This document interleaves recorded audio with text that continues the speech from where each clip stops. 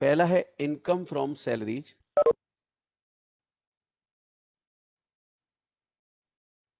दूसरा है income from house property, तीसरा है पीजीबीपी, चौथा है capital gains and last one is iOS, income from other source. Screen show नहीं हो रही। ओके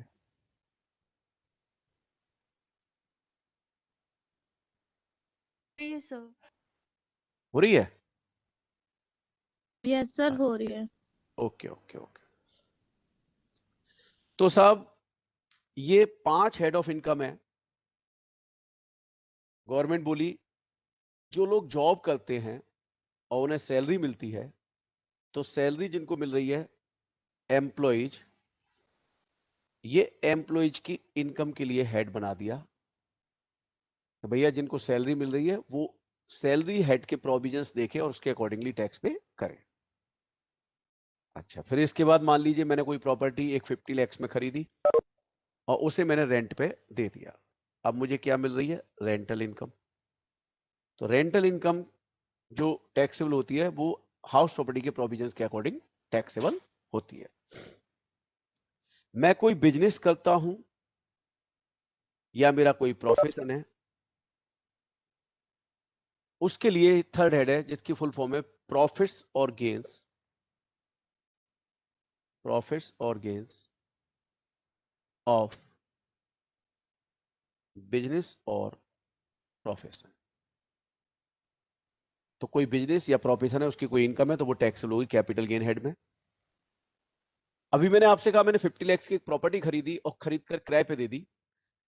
किराए पे दे दी तो किराया यहां टैक्सेबल हो गया, लेकिन अगर वो मैंने बेच दी 50 की 80 lakhs में, तो मुझे 30 lakhs का फिर फायदा हुआ। तो जो प्रॉपर्टी खरीदी उस पर कोई गेन हुआ, कैपिटल गेन होता है। और ऐसी चीज प्रॉपर्टी वगैरह को हम क्या बोलते हैं? Capital assets. इनसे होने वाला सारा प्रॉफिट हमारा कहां जाएगा? कैपिटल गेन में। प्रॉफिट हो चाहे लॉस। और भैया एसेट सेल जो मतलब हेलो, सर एसेट सेल कर दिया तब ना। हाँ जी हाँ जी हाँ जी, वही बोल रहा हूं। और जो इनकम कहीं नहीं आई, गवर्नमेंट बोली बची कुची इनकम यहां पर, यानी income from other sources just like a dustbin, बचा कुचा सब यहां फेंक दिया उठा के। और देखा जाए तो ये हेड बुक्स में बहुत बड़े बड़े कई कई चैप्टर, कई कई पेजेज में ये चैप्टर फैला हुआ है हमारा। लेकिन देखा जाए तो सबसे बड़ा हेड ये हुआ, क्योंकि ये स्पेसिफिक इनकम के लिए हेड है और ये सब इनकम जो कहीं नहीं आ रही वो यहां आ जाएगी।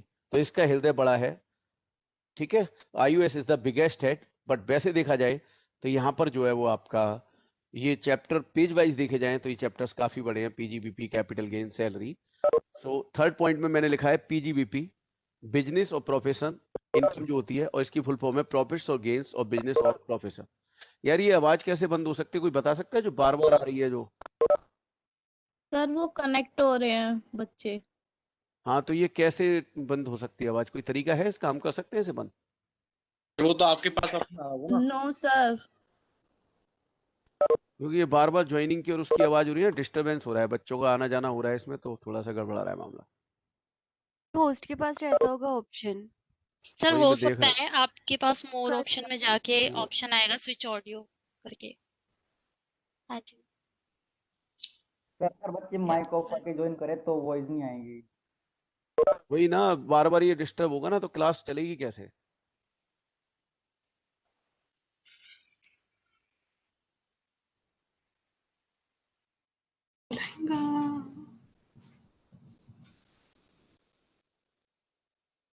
मैं कैसे बोलूंगा उसको? नहीं आ रहा जी। है जी।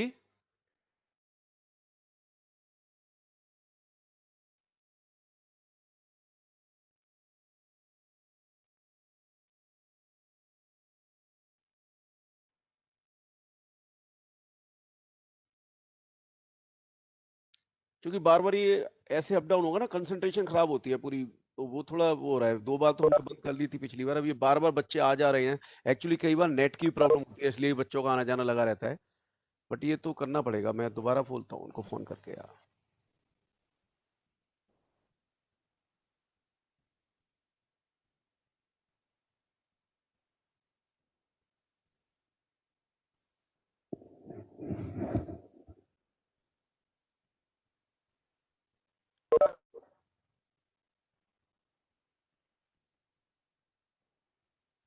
विशाल जी करवा दीजिए, क्लास नहीं ले पा रहा मैं।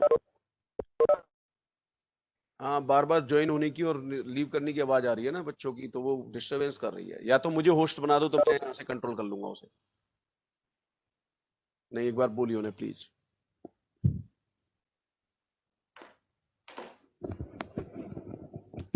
चलिए हम आगे चलते हैं।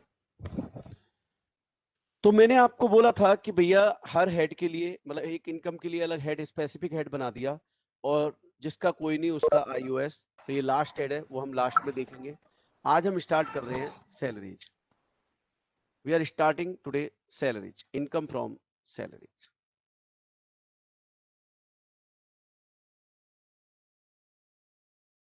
Income from salary.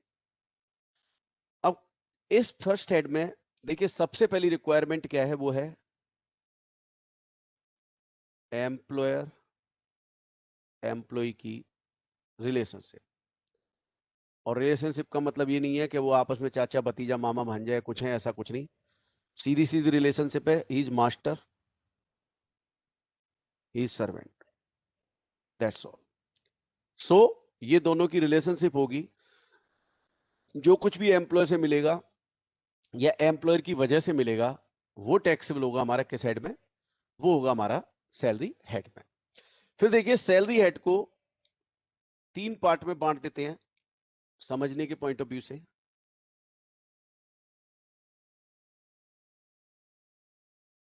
एक retirement benefits,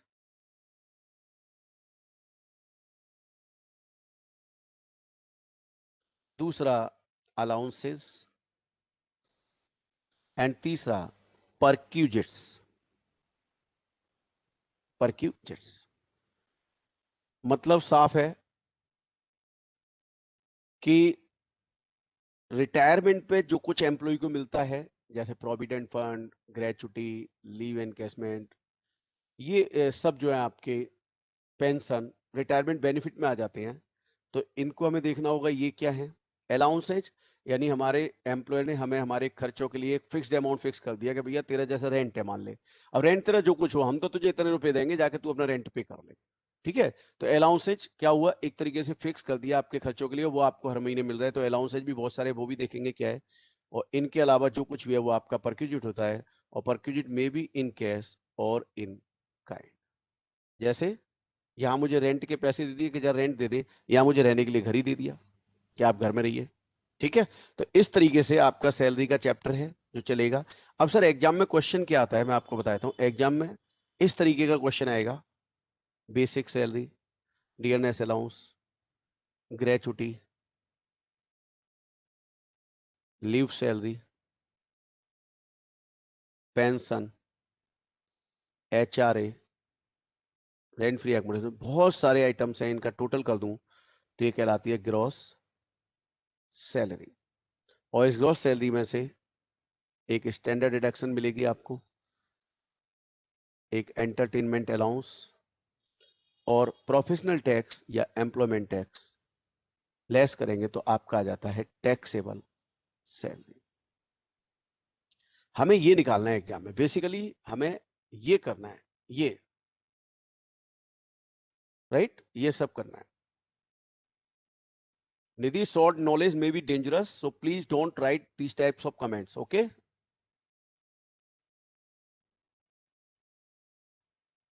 So taxable salary, ये हमें निकालना होता है ये। अब एग्जाम में ये हमें निकालना है।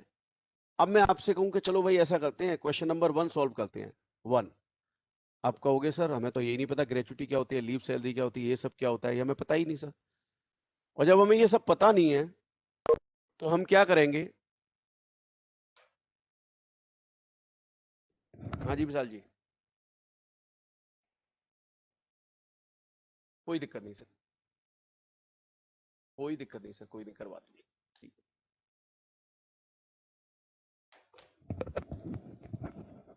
सो ये जो पॉइंट्स हैं आपके, अब मैं आपसे एक सवाल पूछ रहा हूं, जवाब देना सोच के। मान लो मुझे ग्रेचुटी के 10 लाख रुपीज मिले, 10 लाख रुपीज, और गवर्नमेंट ने कहा कि चल भाई तेरे 4 लाख एग्जेम्प्ट है, 4 लाख पर तुझे टैक्स नहीं देना। 10 लाख मिले, 4 लाख एग्जेम्प्ट है, तो टैक्स कितने पे देना है मुझे, फटाफट लिख के बताओ। 6 लाख, बिल्कुल ठीक लिखा आपने। अब जरा ये भी बता दो लगे हाथ, यहां टैक्सेबल सैलरी है तो मैं यहां 10 लिखूं, 4 लिखूं या 6 लिखूं? 6 लिखूंगा, बिल्कुल। तो ये यहां पर क्या होगा, ये टैक्सेबल पार्ट मुझे निकाल कर यहां पे लिखना होगा। तो अभी दिक्कत क्या है, ये जो छोटे छोटे कंपोनेंट्स हैं इन्हें हमें निकालना सीखना होगा, और इन कंपोनेंट को जब हम निकालना सीख जाएंगे तो फिर हमें बड़ा क्वेश्चन करना भी आ जाएगा। तो चलिए, सबसे पहले जो हमारा रिटायरमेंट बेनिफिट्स है उसमें मैं ग्रेचुटी लिख रहा हूं, और पेपर को बजाय ऐसे रखने के ऐसे लिखिएगा, चार्ट, ठीक है। ये आपको एग्जाम में भी बड़ी मदद करेंगे और अभी भी समझने में काफी हेल्प करेंगे। ग्रेचुटी होती क्या है? ग्रेचुटी एक प्रकार का अवार्ड और रिवार्ड है जो एम्प्लॉयर एम्प्लॉय को इसलिए देता है कि एम्प्लॉय ने अपनी लाइफ के गोल्डन ईयर्स एम्प्लॉयर को दिए और एम्प्लॉयर को एक पोजीशन तक पहुंचाया, उसका बिजनेस बड़ा किया। आज एम्प्लॉय रिटायर हो रहा है तो ये एम्प्लॉयर का फर्ज बनता है कि वो इस बात को धन्यवाद मानते हुए, थैंक्स मानते हुए अपने एम्प्लॉय को जैसा एम्प्लॉय, जैसी पोस्ट, वैसा कुछ ना कुछ हैंडसम अमाउंट उसे at the time of retirement दे। अब मान लीजिए वो रिटायरमेंट पर जो पेमेंट देता है तो बस उसी पेमेंट को हमारी गवर्नमेंट क्या बोल देती है? ग्रेचुटी है भाई। अब बात देखिए क्या है कि मान लीजिए एम्प्लॉयर रिटायरमेंट पर कोई पेमेंट ना दे, एक एम्प्लॉय के सम्मान में एक पार्टी रखे और उसके बारे में दो चार अच्छी बातें बोले और बस चलते वक्त उसको एक सॉल उड़ाएं और एक रामायण दे दें और बोले भाई साहब नमस्कार, आपने हमारी सेवा की, थैंक यू वेरी मच। जानते हैं जब वो व्यक्ति घर जा रहा होगा तो उस समय क्या सोच रहा होगा कि मैंने अपनी जिंदगी में यार इतना मेहनत की, इस एम्प्लॉयर के लिए क्या नहीं किया। आज ये एम्प्लॉयर बड़ी बड़ी गाड़ियों में घूमता है, सब कुछ करता है, पर आज मैं बुढ़ापे में रिटायर हुआ तो मुझे इसने कुछ भी देने की जरूरत नहीं समझी। तो जानते हैं ऐसा क्या होगा जब आदमी इस तरीके से उसके साथ होने लगता है, तो वो जो है ना अंदर से बड़ा ऐसा महसूस करता है कि मेरे साथ साथ कुछ गलत हो गया। तो वो अपने उसके सामने ना लाइफ रिमाइंड होने लग जाती है, वो सोचने लग जाता है कि यार मैंने जॉब ज्वाइन करके ठीक किया क्या। वो फिर कंपैरिजन करता है अपने उन दोस्तों से जिन्होंने जॉब ना करके बिजनेस ज्वाइन किया था। अब मान लीजिए एक दोस्त था बिट्टू, उसने बिजनेस ज्वाइन किया था, आज उसके पास क्या नहीं है भाई, उसके पास गाड़ी है, बंगला है, बैंक बैलेंस है, और इवन माँ भी उसी के पास है। क्यों? क्योंकि इसकी तो गरीबी में चली गई भाई साहब, राइट। तो ग्रेचुटी के केस में ये स्थिति आ रही है कि एम्प्लॉयर एम्प्लॉय को जब अमाउंट कुछ देगा, ग्रेचुटी उसे मिलेगी। तो देखिए अब एम्प्लॉय के हाथ में पैसे आए, और मैंने आपको बताया था जैसे ही गांधी जी आएंगे तो साइड इफेक्ट तो लाएंगे ही लाएंगे, यानी उस पर टैक्स लगेगा या नहीं लगेगा वो हमें देखना होगा। तो देखिए ग्रेचुटी को 3 भागों में बांटेंगे। सबसे पहला पार्ट है गवर्नमेंट एम्प्लॉय या लोकल अथॉरिटी के एम्प्लॉय। यहां से कोई एम्प्लॉय रिटायर होता है और उसे ग्रेचुटी मिलती है। ग्रेचुटी मान लीजिए 10 लाख 15 लाख अमाउंट जो भी मिलता है। अब सबसे पहली बात आती है कि सर ये जो गवर्नमेंट है वो कौन सी गवर्नमेंट माने। देखिए साहब, जब तक साफ ना लिखा हो हमारे पास कोई ऑप्शन नहीं है दोनों गवर्नमेंट मानने के अलावा। तो हम इसे सेंट्रल गवर्नमेंट भी मानेंगे और स्टेट गवर्नमेंट भी मानेंगे। तो गवर्नमेंट एम्प्लॉय या लोकल अथॉरिटी का एम्प्लॉय कोई भी रिटायर होता है, जितनी भी ग्रेचुटी मिलती है डेट इज फुल्ली एग्जेम्प्ट। अब सर ये एग्जेम्प्ट क्यों? लॉजिक बड़ा साफ है यार। गवर्नमेंट की एक वैकेंसी निकलती है, आप देखते हैं कितनी सारी एप्लीकेशन आ जाती है। क्यों आती हैं? उसके 2 रीजन है। पहला रीजन तो ये है कि भाई साहब जब जॉब ज्वाइन करने तक की मेहनत है, उसके बाद कोई काम नहीं करते। आपको ही पता है कैसे लोग होते हैं, कितनी मेहनत करते हैं। ऐसी बात नहीं है, एक्सेप्शन आर ऑलवेज देयर, मेहनत करने वाले मेहनत भी करते हैं। और दूसरा, जो कुछ भी रिटायरमेंट पे पैसा मिलेगा वो सारे का सारा एग्जेम्प्ट। तो ये कुछ मन में लोगों के है, इसलिए लोग गवर्नमेंट जॉब की तरफ भागते हैं। पर बात ये आती है, क्या सबको गवर्नमेंट जॉब मिलती है? नहीं जी। तो अब क्या और कोई कैटेगरी है? हाँ जी, दूसरी कैटेगरी है employees covered under the payment of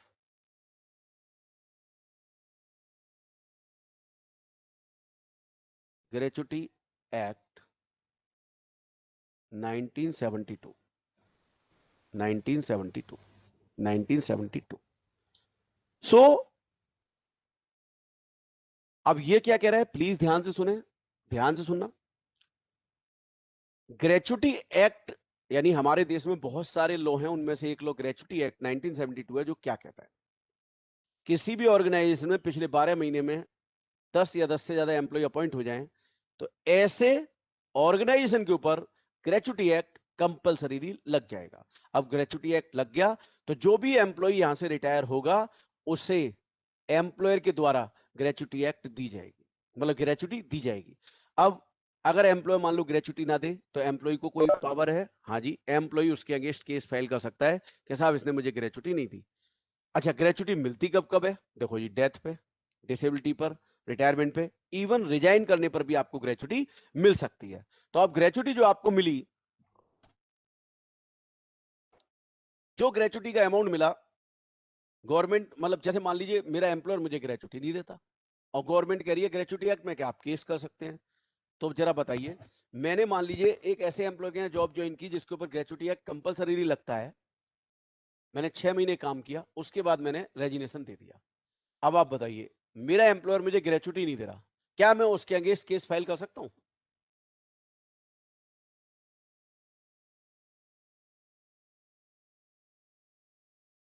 क्यों नहीं कर सकता? क्योंकि ग्रेचुटी एक्ट में ही लिखा हुआ है कि कम से कम आपको 5 साल तक जॉब करनी पड़ेगी, उसके बाद आप ग्रेचुटी अगर नहीं मिलती है तो केस कर सकते हैं। ठीक है सर, बिल्कुल लॉजिकल है भाई, कम से कम कुछ समय तो जॉब हो। लेकिन ये 5 साल वाली कंडीशन कब नहीं लगती, ध्यान से सुनना। ये 5 साल वाली कंडीशन अगर किसी एम्प्लॉय की डेथ हो जाती है या डिसेबल हो जाता है, काम करने लायक नहीं बचता, और फिर एम्प्लॉय ग्रेचुटी देता है, तो उस केस में 5 साल वाली कंडीशन एप्लीकेबल नहीं है। अब मान लीजिए इस कैटेगरी के एम्प्लॉय को ग्रेचुटी मिल रही है, अब बताइए फुल्ली एग्जेम्प्ट इसको कर दिया, तो अगर यहां भी फुल्ली एग्जेम्प्ट कर दें तो इन दोनों में कोई डिफरेंस रहेगा क्या? नहीं रहेगा। इसलिए गवर्नमेंट ने कहा जी पूरा एग्जेम्प्ट तो नहीं करेंगे। अब एम्प्लॉय को ग्रेचुटी मिली, इनकम टैक्स वाले बोले भाई साहब लाओ टैक्स। अब वो टैक्स की डिमांड कर रहे हैं, एम्प्लॉय कह रहा है भाई मेरी कोई सैलरी है, कोई मेरी इनकम है जो मैं आपको टैक्स दूं? अरे ये तो मेरा अवार्ड और रिवार्ड है, मैं क्यों टैक्स दूं? पर बात कहीं ना कहीं आती है, मैंने आपको बोला था गांधी जी आएंगे साइड इफेक्ट जरूर लाएंगे। तो गवर्नमेंट को थोड़ा सा लगा कि यार एम्प्लॉय भी कह रहा है कि यार ये मेरी इनकम थोड़ी ना है, तो मेरा अवार्ड और रिवार्ड है, तो एक काम करते हैं, गवर्नमेंट बोली कि एक काम करते हैं, पूरा तो एग्जेम्प्ट नहीं कर सकते भाई, तो क्या करें, कुछ एग्जेम्प्ट कर देते हैं, कुछ पे क्या लगा देते हैं, टैक्स। तो इसके लिए एक सिंपल सा फॉर्मूला है, मेरे साथ साथ लिखते रहिएगा। लीस्ट ऑफ द फॉलोइंग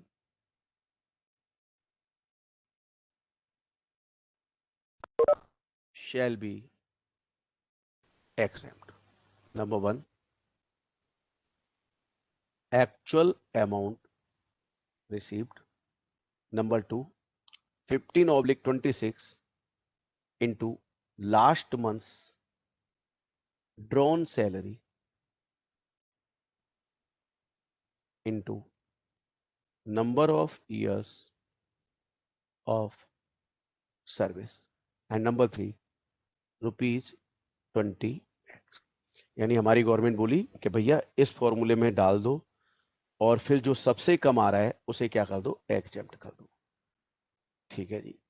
अब जरा बताइए मुझे 8 लाख रुपए ग्रेचुटी के मिले, मैंने सिंपली क्वेश्चन पढ़ा और 8 लाख रुपए यहां लिख दिए। 20 लाख की मैक्सिमम लिमिट है, इसके लिए सोचने की जरूरत नहीं है मुझे। तो बात ये आती है, ये मुझे समझना होगा 15/26, यानी गवर्नमेंट कह रही है हमें 15 दिन की सैलरी चाहिए, तो सैलरी तो महीने भर की होती है, तो 15/26 क्यों किया? तो 15/26 इसलिए किया क्योंकि 4 इसमें संडे शामिल है। अब बताइए जिसके ऊपर ग्रेचुटी एक्ट लग रहा है, जिसके ऊपर ग्रेचुटी एक्ट लग रहा है, राइट, जिसके ऊपर ग्रेचुटी एक्ट लग रहा है वो संडे को क्लोज होता होगा, तो इसलिए आपको जहां भी आप जॉब करते हैं और संडे का ऑफ है, तो आपको सैलरी बेसिकली 26 डेज की मिलती है। क्यों? क्योंकि 4 संडे होते हैं। अब आप में से बहुत सारे स्टूडेंट ये सोच रहे होंगे, अभी लिख देंगे आप, मुझे मालूम है कि सर किसी किसी में तो 5 संडे भी होते हैं। तो भैया सुन लीजिए मेरी बात, लॉ जनरल को देख के बनता है, एक्सेप्शन को देख के नहीं। तो आप बताइए संडे 4 होते हैं 5 होते हैं? तो जनरली 4 होते हैं, इसलिए 15/26 किया गया। लास्ट मंथ ड्रॉन सैलरी, अब देखिए पूरे सैलरी चैप्टर में सैलरी का मीनिंग चेंज होता रहेगा। यहां सैलरी का मीनिंग है बेसिक सैलरी प्लस डीए, किसी भी प्रकार का डीए हो वो आएगा यहां पर, एनी कोई भी डीए हो, राइट। अब मान लीजिए मेरी सैलरी 50,000 है और डीएनएस अलाउंस 10,000 है, तो इसका मतलब यहां मैं 60,000 लिख दूं, दैट्स ऑल, है ना। अब बात आती है सर ये लास्ट डाउन सैलरी का मतलब क्या है? प्लीज ध्यान से सुनना, यहाँ थोड़े से डबल ओपिनियन है, 2 ओपिनियन है, इसलिए ध्यान से सुनना, और आप कोई भी ओपिनियन करें वो था करेक्ट। ध्यान से सुनना, अगर मैं last day of the month retire होता हूं, last day of the month, last day, जैसे मान लीजिए 31 मार्च है और मैं लास्ट डे यानी 31 मार्च को रिटायर होता हूं, तो उस केस में तो उसी महीने का बेसिक सैलरी और डीए ले लीजिए। और लास्ट डे के अलावा मैं कहीं भी रिटायर होता हूं, कभी भी 30 मार्च को ही क्यों ना होता हूं, तो उस केस में उससे पहले वाले महीने की सैलरी लेनी होगी। तो वो कह रहे हैं पूरे महीने की सैलरी लेनी है। अगर लास्ट डे रिटायर तो उसी महीने ले लीजिए, और लास्ट डे के अलावा कभी भी रिटायर हो रहे हैं तो आप पिछले महीने की लीजिए। तो ये दोनों लेने हैं हमने। और इसके बाद अब लिखा है number of years of service. देखिए यहां पर उन्होंने कहा कि पार्ट ऑफ द ईयर, यानी जो महीने हैं वो 6 महीने से ऊपर है तो उसे 1 साल में कन्वर्ट कर दीजिए। तो देखिए मान लीजिए मैं 16 साल और 6 महीने जॉब करता हूं, तो यहां रहेंगे मेरे 16 साल, और 16 साल 6 महीने 1 दिन करता हूं, तो देखिए 6 महीने से ऊपर होते ही ये बन गया मेरा 17 साल।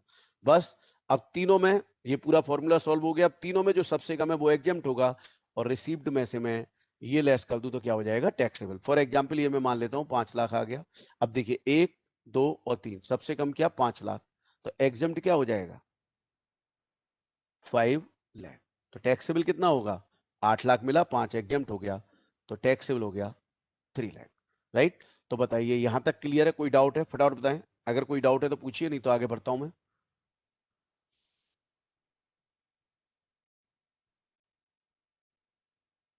कोई भी डाउट हो थोड़ा जल्दी जल्दी लिखा कीजिए ताकि हम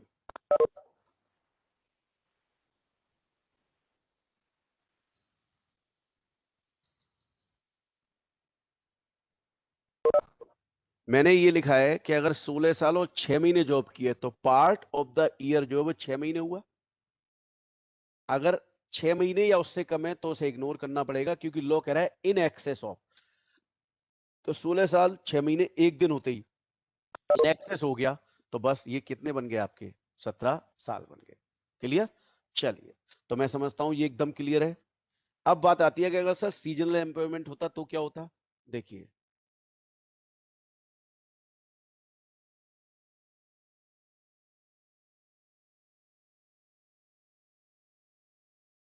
एग्जाम्पल करना है आप लोगों ने इसका,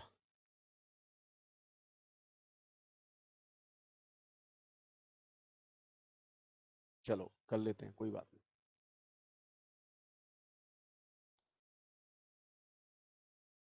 फटाफट से करना, टाइम कम है। ठीक है, ये वाला ट्राई करो आप लोग, मैसेज मीनाक्षी वाला। आपको दिख रहा है मेरी बुक,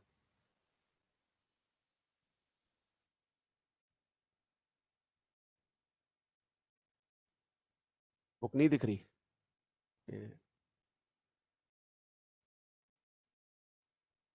अब दिखाई दी।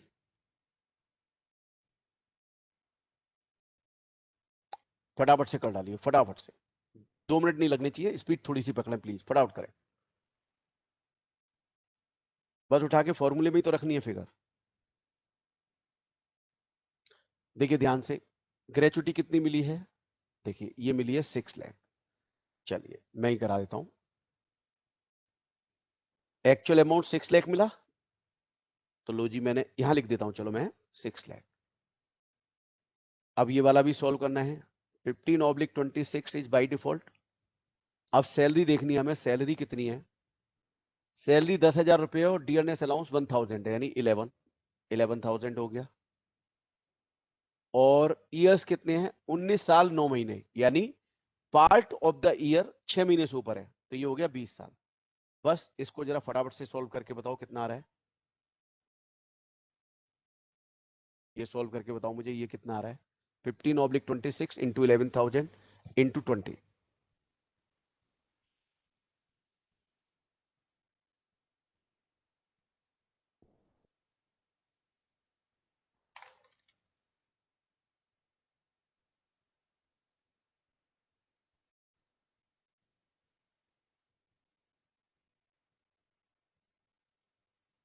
हाँ 126,923। अब जरा देखो, ये है 20 लाख मैक्सिमम, तो 1, 2 और 3, 1, 2 और 3, सबसे कम क्या है, सबसे कम है 126,923, ये एग्जेम्प्ट हो जाएगा। अब टैक्सेबल निकालना है तो क्या करूं, जो रिसीव हुआ उसमें से जो कम आया यानी 126, इसे माइनस कर दूं तो टैक्सेबल आ गया 473,077। तो बताइए अब एकदम समझ आया, फटाफट से बताएं। चलिए अब आगे बढ़ता हूं मैं। अगर यही सीजनल एम्प्लॉयमेंट होता, जैसे हम देखते हैं सीजनल इंडस्ट्री होती है, स्वेटर हुई, अम्ब्रेला हुई, ये सब सीजनल इंडस्ट्री में आते हैं, तो उस केस में बस एक छोटा सा चेंज है, प्लीज ध्यान से सुनना। 15 की जगह 7 हो जाएगा, नंबर ऑफ ईयर्स की जगह नंबर ऑफ सीजन्स हो जाएंगे, बस बाकी सब कुछ सेम, सब कुछ सेम है, नो चेंज।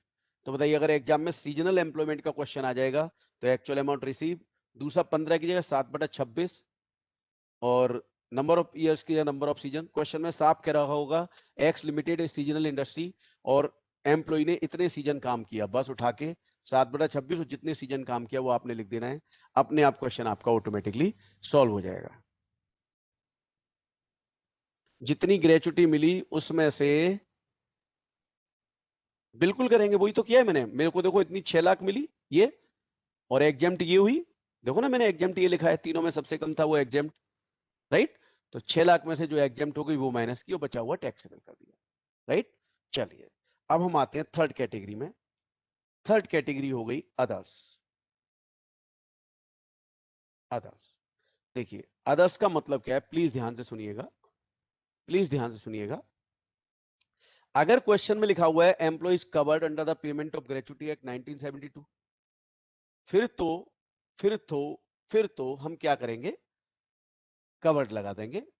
और अगर कुछ नहीं लिखा तो अदर्स, और नॉट कवर्ड है तो भी अदर्स। चलिए सर, अब एक बात बताइए, एक एम्प्लॉयर ऐसा है जिसके ऊपर ग्रेचुटी एक्ट नहीं लगता है, he is not liable to pay gratuity to his employees, still वो ग्रेचुटी दे रहा है, तो बताइए अच्छा काम कर रहा है कि नहीं कर रहा? हाँ जी सर अच्छा काम कर रहा है। तो गवर्नमेंट बोली जब तेरे ऊपर ग्रेचुटी एक्ट नहीं लग रहा तो तब भी लोगों को ग्रेचुटी दे रहा है, तो कोई बात नहीं, हम भी क्या करते हैं, हम भी एग्जेम्प्ट करेंगे, हम भी एग्जाम्पशन कराएंगे। और एग्जाम्पशन कराएंगे तो वही फॉर्मूला यहां पे भी लगाना पड़ेगा, ध्यान से देखिएगा। Least of the following shall be exempt. Number 1, actual amount received. Number 2, 15/30 into average salary into number of years of service and rupees 20 lakhs, यहां भी 20 लाख है। चलिए सर बहुत अच्छी बात है। सैलरी का मतलब देखिए यहां बदल गया, बेसिक सैलरी, जैसे यहां डीए एनी था वैसे यहां होगा अब डीए इफ, और fix percent commission on turnover, fix percent commission on turnover. अब मेरी बात को ध्यान से सुनिएगा प्लीज,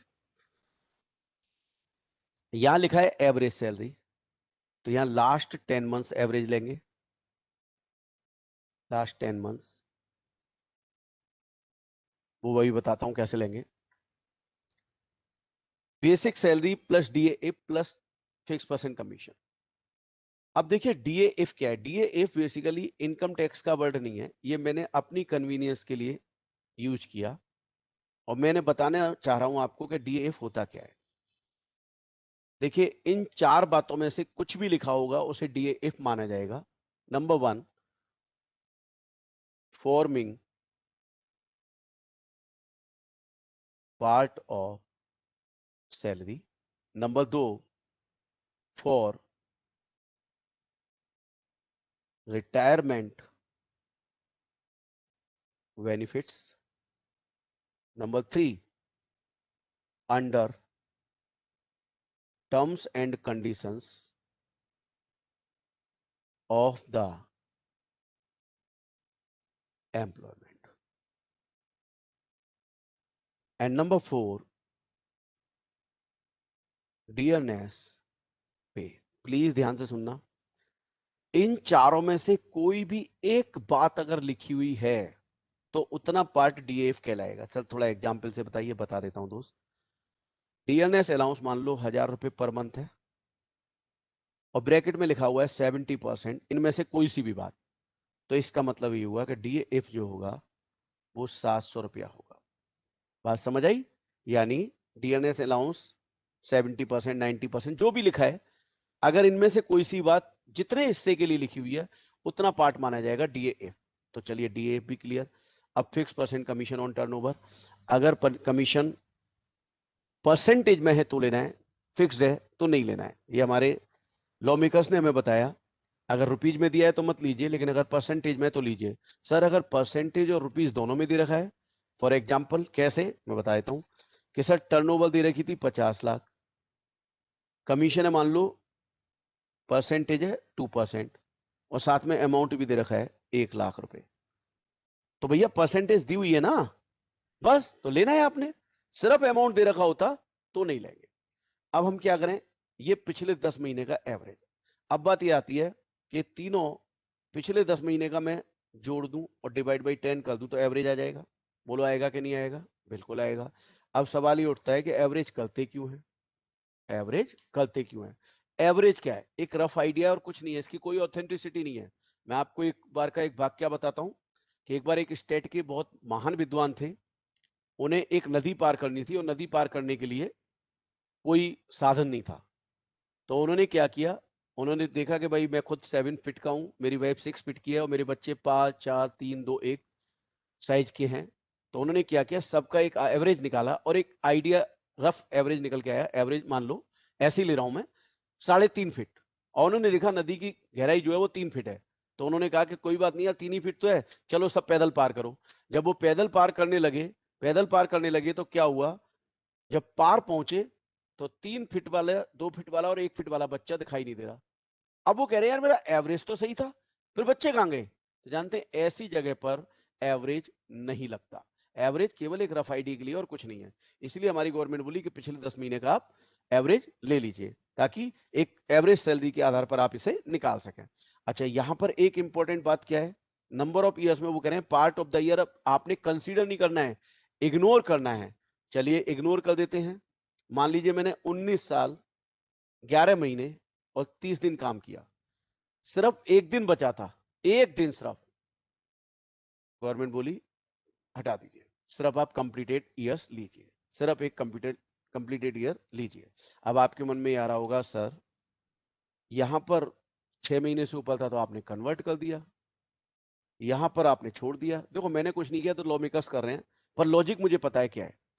अगर देखिए हम थर्ड वाली कैटेगरी करें तो कहीं ना कहीं हमें लगता है कि ये जो है, ये वाली कैटेगरी उन लोगों के लिए है जो फॉर्मल नहीं है। इसीलिए देखो 15/30 यानी 30 दिन खुल रहा है, रिकॉर्ड्स नहीं है, ये चीजें नहीं है। अब जब रिकॉर्ड्स नहीं है, ये सब नहीं है, तो क्या करेगा आदमी उस केस में, बताइए आप मुझे। आज मुझसे कोई पूछे सर आपको कितने साल हो गए पढ़ाते हुए, तो मैं कहूंगा जी मुझे 21 साल हो गए। ऐसा थोड़ा कहूंगा 21 साल 9 महीने 15 दिन इतने घंटे इतने मिनट इतने सेकंड, ऐसा थोड़ा बोलता है, एक रफ आइडिया में आदमी बोल देता है। तो इसीलिए यहाँ पर आदमी को याद भी क्या रहते हैं पूरे पूरे साल। आज आपसे मैं पूछूं आपका बर्थडे क्या है, तो आप तो ये थोड़ा कहोगे सर 19 साल 9 महीने इतने दिन इतने घंटे, ऐसे कोई नहीं बोलता। तो इसलिए पूरे पूरे ईयर्स हैं, तो इसलिए गवर्नमेंट ने यहाँ पर आपको बोला ऐसे करना है। क्लियर? आपका डाउट है आप इतने में लिख देते, आशु जो भी डाउट था लिख दीजिए आप अपना डाउट, मैं ले लूंगा आपका डाउट। सो इन तीनों में जो सबसे कम है वो क्या हो जाएगा, एग्जाम्प्ट हो जाएगा, और रिसीव्ड माइनस एग्जाम्प्ट कर दूंगा तो टैक्सेबल हो जाएगा। अब कुछ इंपॉर्टेंट बातें हैं जो एग्जाम में आ सकती हैं, बहुत ध्यान से सुनना, बहुत ध्यान से। आज से कुछ समय पहले मान लीजिए उसमें यह था कि परसेंटेज में अगर होगा तो कमीशन लेंगे, डीए नहीं बोला था मैंने, कमीशन के लिए बोला है परसेंटेज। डीए तो इन चारों में से है, और ये क्या है कि डीए मान लो 1000 रुपए महीने है। अच्छा आप डीए परसेंटेज पूछ रहे हैं, ठीक है, तो यहां पर डीए 1000 रुपए पर मंथ है। अब वो कहते हैं इनमें से कोई सी भी बात एक लिख दी जाए कितने परसेंट के लिए, तो उतना परसेंट डीएएफ आपका बन जाएगा। अब मान लीजिए 70% फॉर्मिंग पार्ट ऑफ सैलरी है, तो क्या हो जाएगा, 700 हो जाएगा। चलिए अब बात ये आती है कि मान लीजिए मैं आज से 15-20 साल पहले किसी कंपनी में रिजाइन किया था और मुझे ग्रेचुटी मिल गई थी। कमीशन के नीचे लिखा हुआ है ऑन टर्नओवर, ऑन टर्नओवर। तो मुझे उस समय ग्रेचुटी मिली थी, मैंने ग्रेचुटी एग्जम्पशन क्लेम की और मुझे मान लीजिए उस समय 6 लाख की एग्जम्पशन मिल गई। अब मैं कहीं और से फिर रिटायर हो रहा हूं, फिर ग्रेचुटी मिल रही है, फिर एग्जम्पशन निकालनी है। तो देखिए जरा, गवर्नमेंट कह रही है भैया ये पूरे जो 20 लाख है ना आपके जो हमने लिखे हैं, ये पूरी जिंदगी का 20 लाख है ना। अगर आपने अगर आपने पहले कुछ एग्जाम्पशन ले लिया है तो आप इस 20 लाख में से, मान लो मैंने पहले 7 लाख की एग्जाम्पशन मिल गई थी, तो 20 - 7 यानी अब दोबारा क्लेम होगी एग्जाम्पशन, तो यहाँ मैक्सिमम लिमिट रह जाएगी केवल 13 लाख रुपए। क्लियर? तो 13 लाख रुपए यहाँ पर मैक्सिमम लिमिट रह जाएगी। चलिए, बहुत अच्छी बात है। इसके बाद और क्या पॉइंट्स हैं सर? ध्यान से सुनना। अगर मैंने पहले कहीं जॉब की है और मुझे ग्रेचुटी नहीं मिल पाई, मुझे ग्रेचुटी नहीं मिल पाई, तो अगर मुझे ग्रेचुटी नहीं मिल पाई है, अगर मुझे ग्रेचुटी नहीं मिल पाई है और फिर अब मैं दूसरी जगह से रिटायर हो रहा हूं और वहां से मुझे ग्रेचुटी मिल रही है, ठीक है सर, आप मुझे एक सवाल का जवाब देना, मैं पूछ रहा हूं, ग्रेचुटी हमें एम्प्लॉयर से मिल रही है या गवर्नमेंट से मिल रही है?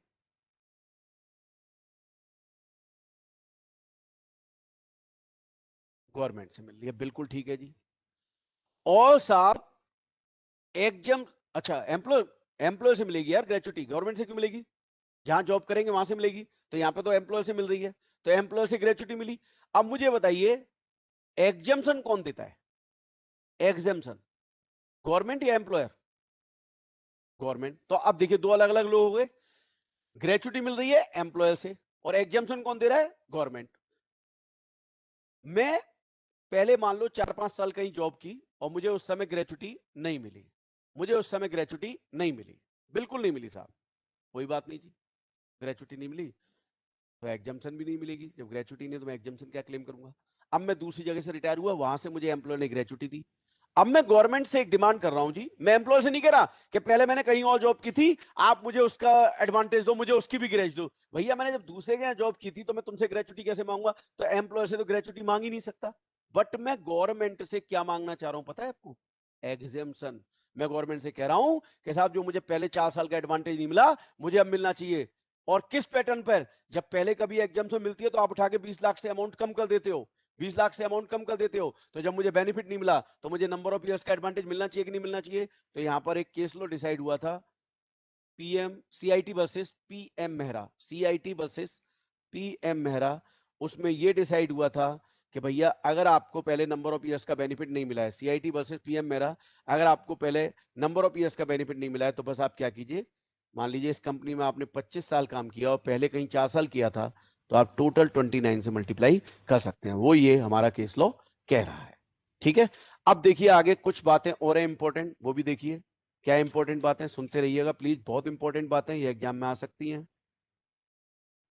देखो, ग्रेचुटी अगर मुझे ड्यूरिंग सर्विस मिले तो क्या हो? ड्यूरिंग सर्विस, ये इंपॉर्टेंट नोट्स लिख रहा हूं मैं। ड्यूरिंग सर्विस अगर मुझे ग्रेचुटी मिलेगी तो बताइए क्या होना चाहिए? Fully taxable. ऑल एम्प्लॉय, कैसे भी एम्प्लॉय हैं आप, सबके केस में फुल्ली टैक्सेबल। चलिए सर, दूसरा LIC का एजेंट, अगर उसे ग्रेचुटी मिली तो उसे एग्जाम्पशन मिलेगी? नहीं जी, वो भी फुल्ली टैक्सेबल। अच्छा, LIC का एजेंट और LIC के बीच एम्प्लॉयर एम्प्लॉय की रिलेशनशिप है क्या? नहीं है, तो उस केस में ये टैक्सेबल होगा उसके एंड में IUS, और ये कहां होगा? ये सैलरी। चलिए तीसरा, ध्यान से सुनिएगा प्लीज, बहुत ध्यान से सुनिएगा।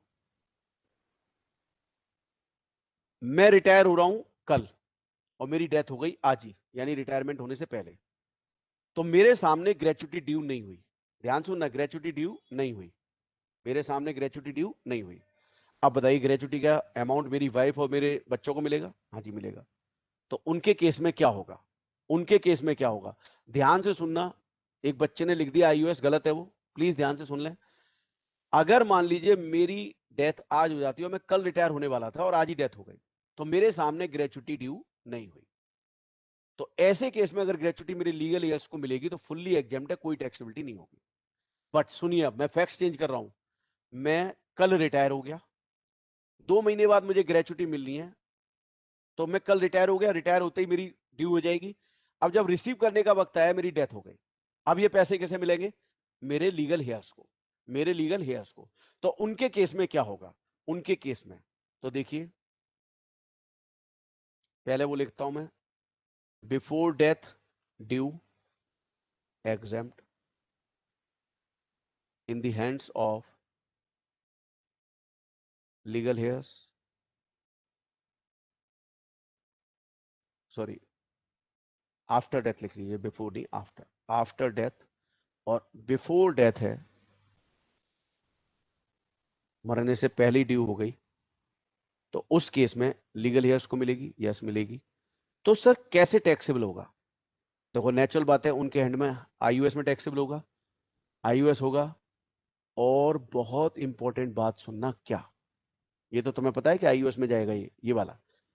आप बताइए, मैं जिंदा होता, ध्यान से सुनना मेरा सवाल, मैं जिंदा होता और मुझे ग्रेच्युटी मान लो 15 लाख मिलती और गवर्नमेंट उसमें से 9 लाख एग्जेम्प्ट कर देती, तो मेरे हैंड में कितनी टैक्सेबल होती बताइए?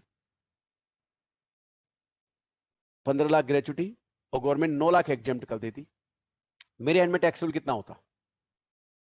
6 लाख, पक्का? अब बताइए, मेरे मरने से पहले ही ड्यू हो गई, पर रिसीव करने से पहले ही मेरी डेथ हो गई। अब ये मेरे लीगल एयर्स को मिल रही है 15 लाख रुपए, तो लीगल एयर्स के एंड में 15 लाख पे टैक्स लगेगा या 6 लाख पे लगेगा? ये सोच के बताना आईयूएस में, फटाफट लिखे सब लोग।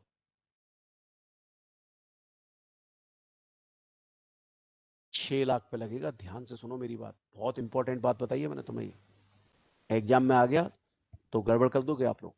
6 लाख, यानी यहां ये कहना चाहता हूं मैं कि अगर एम्प्लॉय जीवित रहता तो 6 लाख पे टैक्स देता, सैलरी हेड में देता, लेकिन एम्प्लॉय की डेथ हो गई तो 6 लाख पे लीगल एयर्स टैक्स देंगे आईयूएस में। अमाउंट सेम है, बस हेड चेंज हो जाएगा।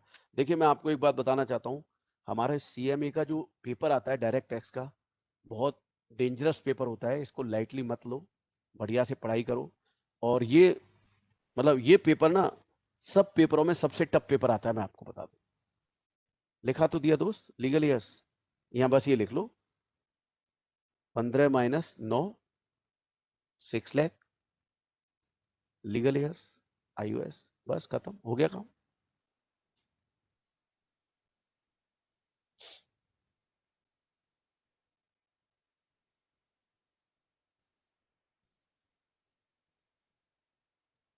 देखिए जितनी साइलेंटली ये क्लास बढ़िया चल रही है ना आपकी, वो बार बार डिस्टर्ब होने से क्या होती है, क्लास डिस्टर्ब हो जाती है। कभी किसी का माइक, कभी किसी का। आपका मेन एम ये है कि मैं ज्यादा से ज्यादा कवरेज लूं, तो इसलिए आप लिख लिख के डालते रहिए, करिए, मैं आपके जवाब देता रहूंगा। और अनम्यूट क्यों नहीं हो पा रहे मुझे नहीं पता, मेरे पास कोई कंट्रोल नहीं है, शायद वहां से उन्होंने किया हो। तो आप लिख लीजिए, कोई इशू नहीं है, बात तो वहीं की वहीं है, कोई फर्क नहीं पड़ रहा। चलिए मैं आपको ये बताना चाहता हूं कि डायरेक्ट टैक्स का पेपर बहुत टफ होता है, ये ध्यान रखना, इसको सीरियसली पढ़ लो। सीएमए में सबसे टफ डायरेक्ट टैक्स का पेपर आता है, ठीक है? चलिए कोई बात नहीं, आप बस यहां फोकस कीजिए। चारों पॉइंट आपने लिख लिए हैं तो ठीक है, नहीं तो फटाफट से स्क्रीनशॉट ले लो, मैं आगे बढ़ूंगा। दोस्त मैंने ये बोला है, मैं फिर बता रहा हूं कि मेरी डेथ से पहले, मान लो कल मैं रिटायर हुआ तो ग्रेच्युटी ड्यू हो जाएगी, पर रिसीव करने से पहले मेरी डेथ हो गई। अब मैं दो केस ले रहा हूं, अगर मैं जीवित रहता और मैं खुद ही ग्रेच्युटी रिसीव करता, और मैंने आपसे कहा कि 15 लाख ग्रेच्युटी थी और गवर्नमेंट ने 9 लाख मुझे एग्जाम्प्ट कर दिया, तो बचा 6 लाख, तो ये 6 लाख मेरे हेड में टैक्सेबल होता, सैलरी हेड में, क्योंकि मैं जीवित हूं, एम्प्लॉयर एम्प्लॉय की रिलेशनशिप है, इसलिए सैलरी हेड में टैक्सेबल। पर अगर मेरी डेथ हो जाती है तो जितना मेरे हेड में टैक्सेबल होना था वही अमाउंट अब किसके हेड में टैक्सेबल होगा? मेरे लीगल हेयर्स के में। और किस हेड में? बस head will be change आईयूएस। Clear? ये है आपका। और मैं आपको कोशिश करूंगा कि नोट्स वगैरह प्रोवाइड करवा दूं, तो उसमें मैंने सारे पॉइंट लिखे हुए हैं, तो आप वहां से पढ़ लीजिएगा, कोई इशू नहीं है, टेंशन मत लीजिए। चलिए अब हम अगला टॉपिक लेने जा रहे हैं। अगला टॉपिक, ये टॉपिक क्लियर है सबको? प्लीज बताएं।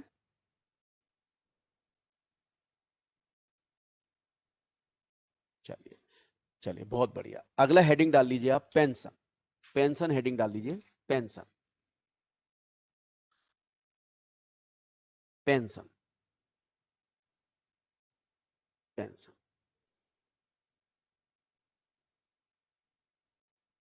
पेंशन।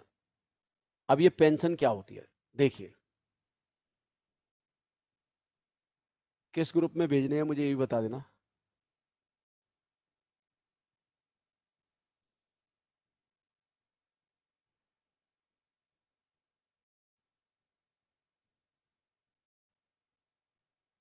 कौन सा व्हाट्सएप ग्रुप है? मैं ऐड हूं उसमें, देख लीजिएगा, फिर मैं उसमें डालवा दूंगा, कोई दिक्कत नहीं। तो मुझे भी ऐड कर देना उसमें।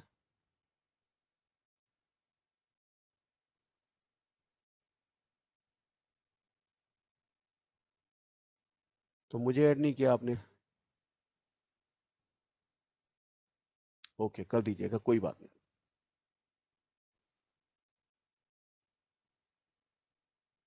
डबल 9910205262 9910205262 कर दीजिएगा आप, ठीक है। चलिए, अब बात आती है पेंशन की। तो पेंशन क्या है, ध्यान से सुनना। जब तक एम्प्लॉय काम का था, एम्प्लॉयर उसे सैलरी भी 1 लाख, 1.5 लाख, 2 लाख ऐसे दे रहा था। पर जैसे 60 प्लस हुआ, एम्प्लॉयर ने उसे रिटायर कर दिया। क्यों करते हैं रिटायर? क्योंकि देखिए, एक एज के बाद शरीर की एफिशिएंसी कम होने लगती है, शरीर से काम कम होता है, इसलिए date of age of retirement 60 साल बना दी गई। अब बताइए, जब तक एम्प्लॉय काम का था आप सैलरी दे रहे थे, अब वो काम का नहीं रहा आपका, तो ये तो गलत बात होगी ना, कुछ तो देना चाहिए उसे। तो मान लीजिए सैलरी ₹1,00,000 थी, तो पेंशन 20,000 दे दीजिए, 15,000 दे दीजिए। तो एम्प्लॉयर क्या करता है, रिटायरमेंट के बाद एक अमाउंट थोड़ा सा देता है ताकि थोड़े बहुत खर्चे आपके चलते रहें, तो उसे हम बोलते हैं पेंशन। अब पेंशन में दो बातें होंगी, इसको मैं एग्जाम्पल के साथ ही लूंगा, इसलिए ध्यान से समझते रहना। यस, हाँ ठीक है, ठीक है मानसी, ठीक है। 9262, 9102052262, हाँ 5262 आएगा, ठीक है। चलिए, अब पेंशन की बात है। पेंशन, पेंशन में देखिए क्या होता है, पेंशन में क्या होता है, ध्यान से सुनिएगा प्लीज।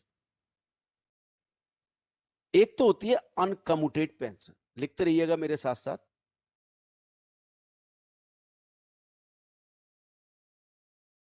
और इसको मंथली पेंशन भी बोलते हैं,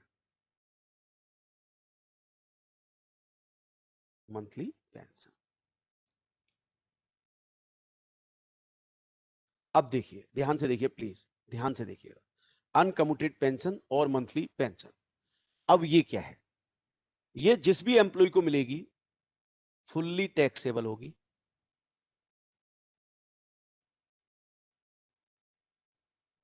ऑल एम्प्लॉय, वेदर गवर्नमेंट और अदर्स, ऑल एम्प्लॉय, सभी एम्प्लॉय के केस में टैक्सेबल होगी।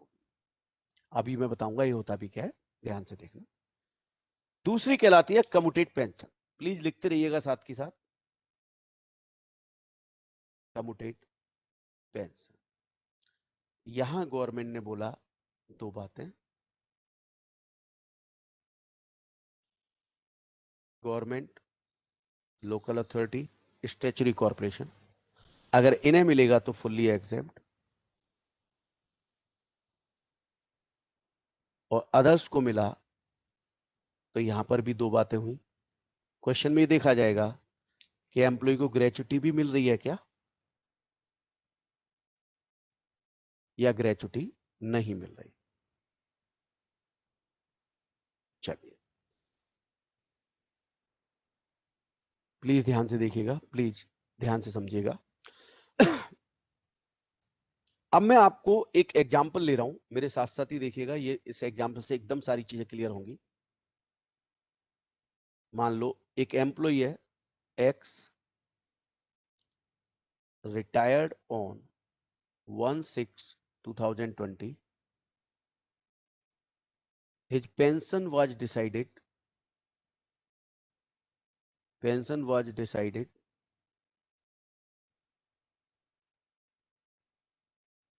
rupees 10,000 per month. He got 60% of his pension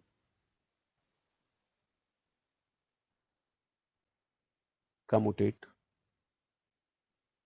and received rupees 1,20,000 as commuted pension on 1/12/20. Compute taxable amount of pension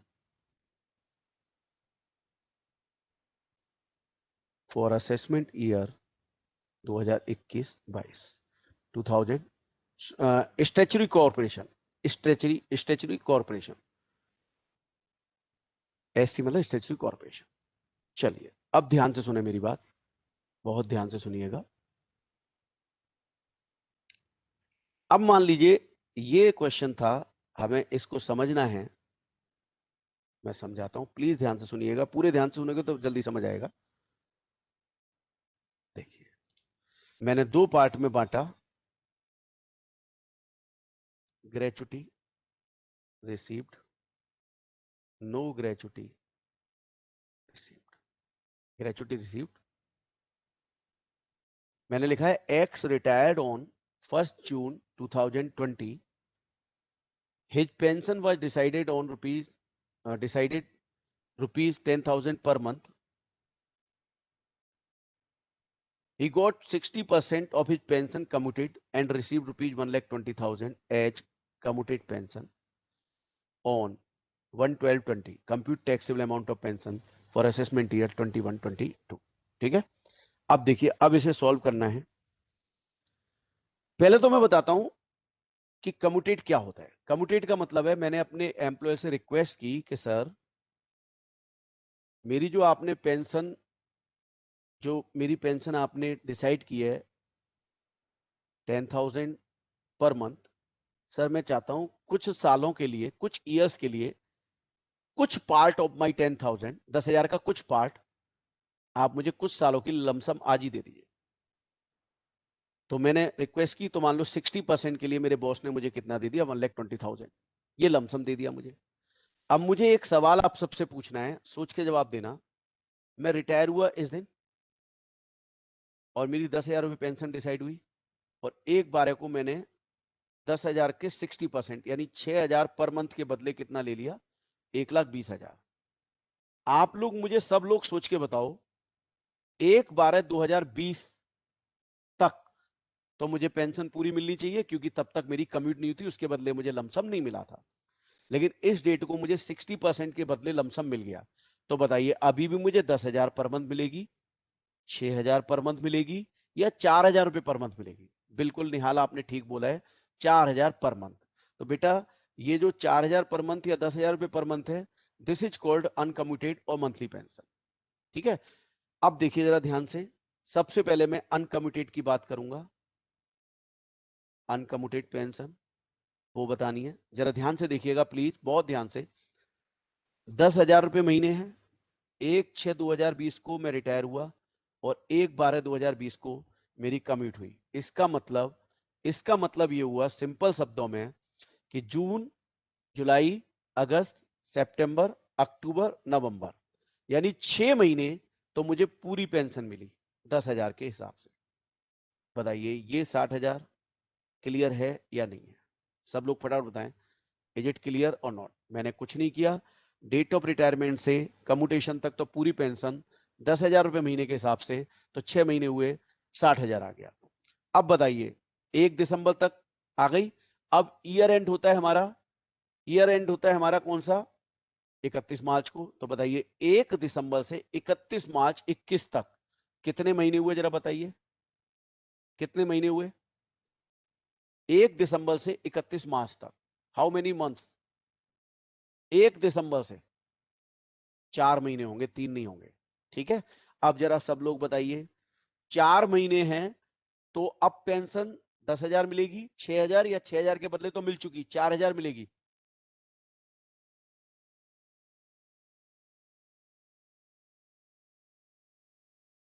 चार हजार मिलेगी। लो जी, तो ये हो गया 4 महीने का 16,000 रुपए।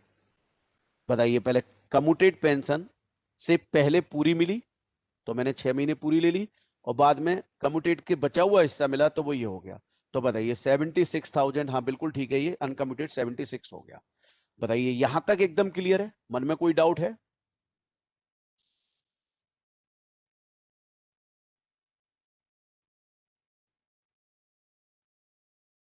मंथ वाला बताऊं, मैंने कुछ नहीं किया दोस्त। इस 1 जून को आप रिटायर हो रहे हैं और 1/12 को कमिट हो रहे हैं, यहां से यहां तक आप महीने नहीं काउंट कर सकते। करिए ट्राई, जून, जुलाई, अगस्त, सितंबर, अक्टूबर और नवंबर, दिसंबर तो 1 हो गया, तो दिसंबर का तो लेंगे नहीं। क्लियर? 4000 कैसे आया मैं बता देता हूं। 10,000 के बदले तो 60% के बदले आप 6,000 ले चुके हो। अब बताइए इन फ्यूचर आपको, इन फ्यूचर क्या, एक तो एम्प्लॉयर ने आपको 6,000 के बदले 1,20,000 दे दिया अगले कई सालों का, जितने सालों का आपस में अंडरस्टैंडिंग बैठी, और ऊपर से आपको 10,000 रुपए महीने भी दे। अरे भैया क्यों देगा? 6,000 के बदले तो वो अमाउंट दे चुका ना, तो 10,000 में से 6,000 के बदले तो दे चुका, तो 4,000 ही तो बचा शिवानी, इसलिए 4,000 लिया है। बोलो समझ आया कि नहीं आया?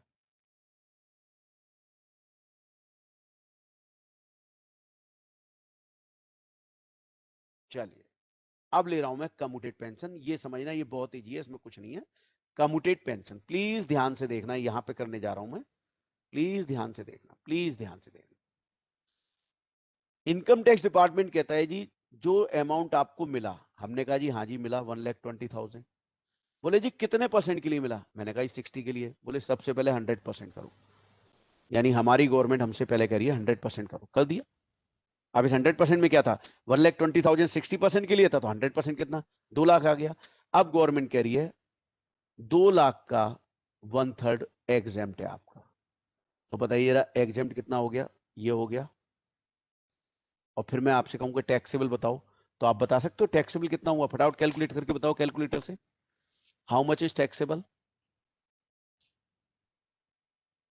कितना मिला था और कितना एग्जेम्प्ट हो गया? क्या टैक्सेबल है?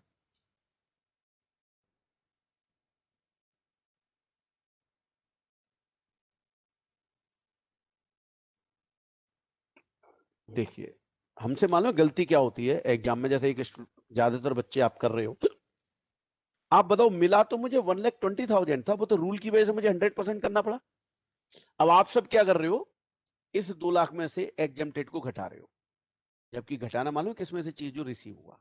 तो 1,20,000 में से ये एग्जाम था, ये रिसीव मैंने एग्जाम लेस किया, तो यहाँ टैक्सेबल आएगा 53,333। बोलो लॉजिक समझ आया कि नहीं आया? फटाफट बताओ। यानी ये 2 लाख तो रूल की वजह से करना पड़ा, और रूल के बाद गवर्नमेंट कह रही है उसका 1/3 कर दो, तो मैंने 2 लाख का 1/3 कर दिया, तो ये मेरा एग्जाम्प्ट हो गया। अब बात ये आ रही है मुझे 2 लाख थोड़ा ना मिला था, मुझे तो कितना मिला था? 1,20,000, और 1,20,000 में से मैंने ये एग्जाम्प्ट लेस किया, तो ये टैक्सेबल आ गया। ये टैक्सेबल मैंने ग्रेचुटी रिसिप्ट में यहां लिख दिया। अब बात आती है नो ग्रेचुटी, तो गवर्नमेंट कहती है अब 1/2 कर दो। तो एग्जाम्प्ट कितना होगा 2 लाख का 1/2? 1 लाख रुपया। तो फिर टैक्सेबल कितना होगा? रिसीव कितना हुआ था? 120। 120 में से 1 लाख एग्जाम्प्ट, तो टैक्सेबल कितना? 20,000। तो यहां आ गया 20,000। बताइए अब बस मैं इनका टोटल कर दूं तो क्या आ जाएगी? Taxable pension. सो ये टैक्सेबल पेंशन कितनी हो गई?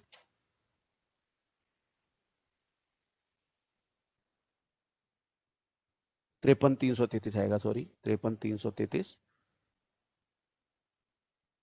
तो ये हो गया 129,333 और ये हो गया 96। सो सिंपल वर्ड्स में सुन लीजिए, मैं फटाफट से रिपीट कर रहा हूं, मैं आपसे बार बार कह रहा हूं रिपीट करवाओगे सिलेबस नहीं हो पाएगा। ठीक है, तो पूरी फोकस रखिए, पूरी कंसंट्रेशन रखिए। ठीक है, अब मैं दोबारा से बता रहा हूं, फटाफट से सुन लीजिए जिन्होंने नहीं सुना। देखिए 10,000 रुपए महीने पेंशन थी, बिल्कुल थी साहब। तो इस दिन रिटायर हुआ और इस दिन कमिट हुआ, तो यहां से यहां तक का जो पीरियड है वो 6 महीने है, और पूरी मिली इसलिए 60,000। चलिए साहब, फिर इसके बाद यहां से कमिट हो गई, तो अब देखिए 6,000 तो मिलेगी नहीं मुझे, क्योंकि 6,000 के बदले तो लमसम मिल गया, राइट? ये 16,000 है, राइट? तो यहां से 31 मार्च तक हुए 4 महीने, और चूंकि 6,000 के बदले मुझे लमसम मिल चुका है, तो अब 4,000 ही मिलेगा, तो ये हो गया 16,000 रुपए। फिर हमने देखा कि ग्रेचुटी रिसीव्ड है तो कैसे निकालेंगे, और नॉट रिसीव्ड है तो कैसे निकालेंगे। भैया कितना मिला था? 1,20 कितने के लिए? 60% के लिए, तो रूल के मुताबिक 100% करना पड़ेगा, 2 लाख। जो 100% हुआ उसका 1/3 एग्जाम, 2 लाख का 1/3 हुआ ये, तो ये एग्जाम। रिसीव्ड हुआ था 120, 120 में से ये लेस किया, तो ये आ गया टैक्सेबल। मैंने यहां पे लिख दिया 53,333। फिर यहां पर ग्रेचुटी नहीं है तो 1/2, तो 2 लाख का 1/2 एग्जाम, तो 1,20 में से 1 लाख गया तो 20,000, ये आ गया taxable. So in simple words, यार क्या बात कर रहे हो, 60,000 प्लस 16,000 प्लस 53,333।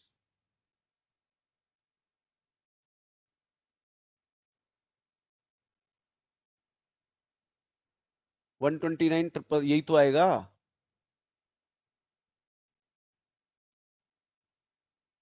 अरे ये तीनों ऐड करोगे तो क्या आएगा, ये तीनों ऐड करोगे तो। चलिए, और ऐसे ही यहां ऐड किया तो ये टोटल पेंशन आ गई आपकी। सो याद रखिएगा,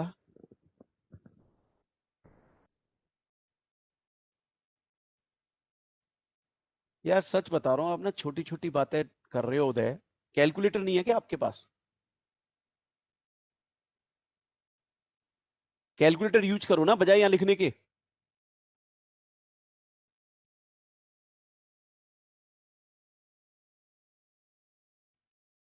हैं? आपसे मैं कह रहा हूं भैया, 2 लाख का 1/3 करना है तो कितना आएगा, जरा देखना अपने कैलकुलेटर से, निकालो जरा।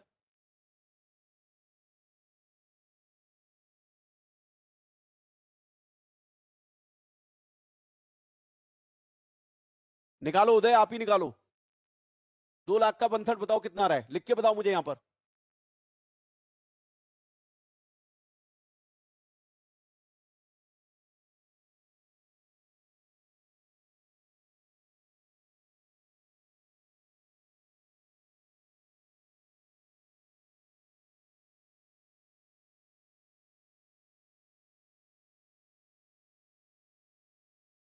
क्या डिस्टर्ब करने आए थे क्या केवल?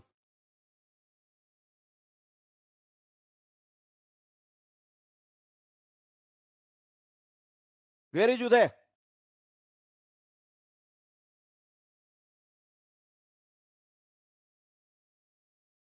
बताइए, 2 लाख का 1/3 कीजिए ना, कितना आ रहा है?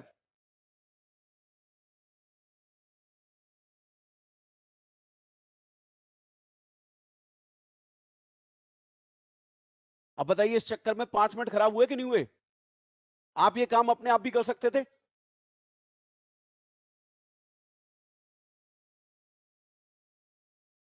हाँ तो 53,333 तो मैंने भी तो वही लिखा है, 53,333 मैंने क्या गलत लिखा है बताओ?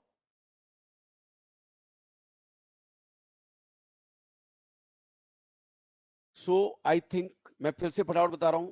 देखिए, जिस दिन रिटायर हुए वहां से कम्यूटेशन की डेट तक पूरी पेंशन अनकम्यूटेड में आई, फिर कम्यूटेशन से ईयर एंड तक जो बचा हुआ पार्ट था, जैसे मैंने आपको बताया कि 60% के लिए आपको 1,20,000 मिला, तो जो 10,000 आपकी पेंशन थी उसके 60% के बदले आपको 120 मिल गया। तो देखिए, अगर आप एम्प्लॉयर होते और आपने किसी को 6,000 के बदले 1,20,000 दे रखा है, तो भैया आप उसे 6,000 क्यों दोगे? अब तो 10,000 में से 6,000 आप माइनस करोगे, 4,000 दोगे, तो बस 4,000 माइनस ये आ गया।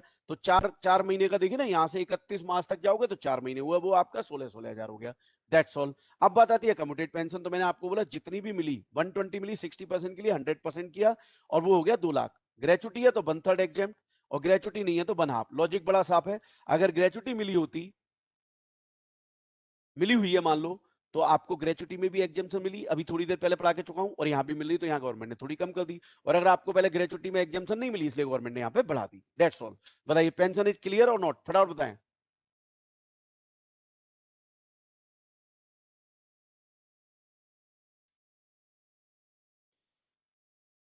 चलिए, अगला हेडिंग डालें आप।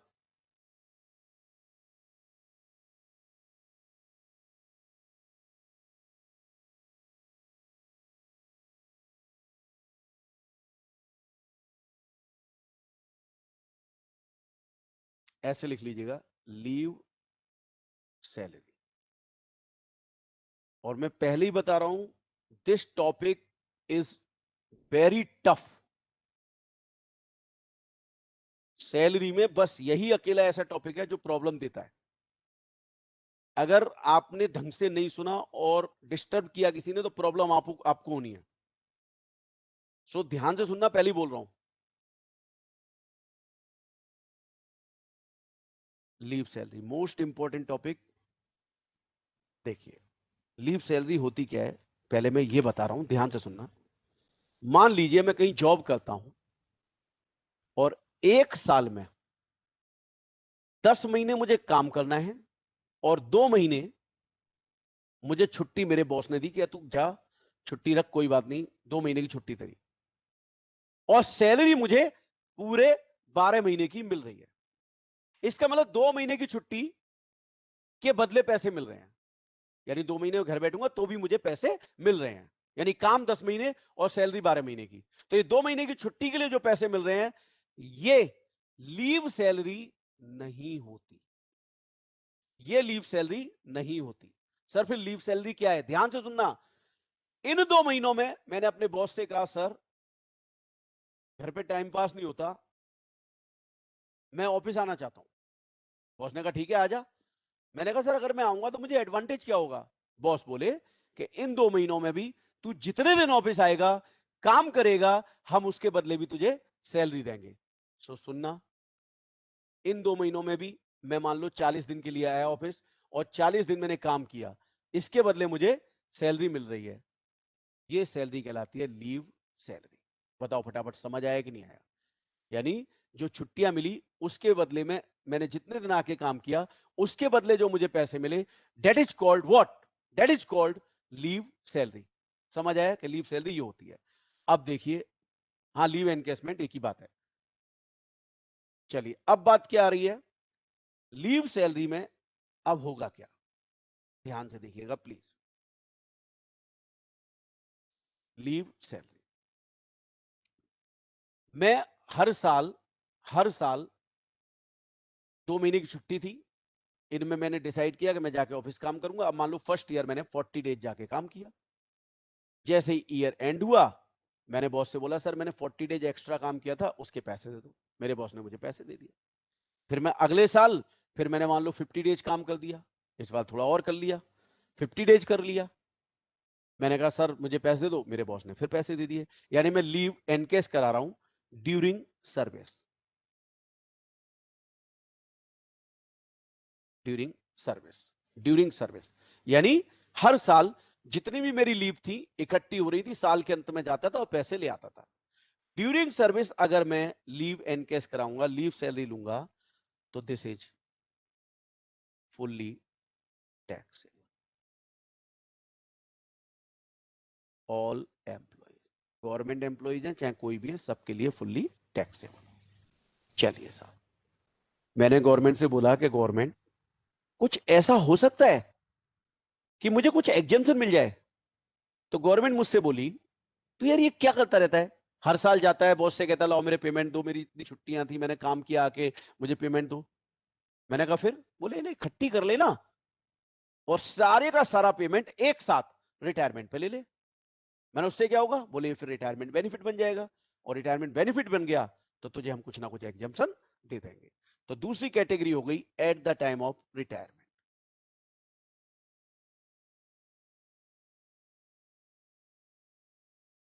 Eight the time of retirement, इसमें गवर्नमेंट ने फिर बोला 2 कैटेगरी।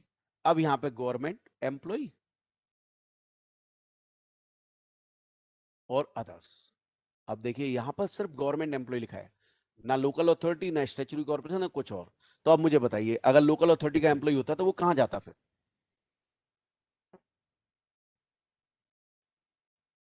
अदर्स में चला जाता।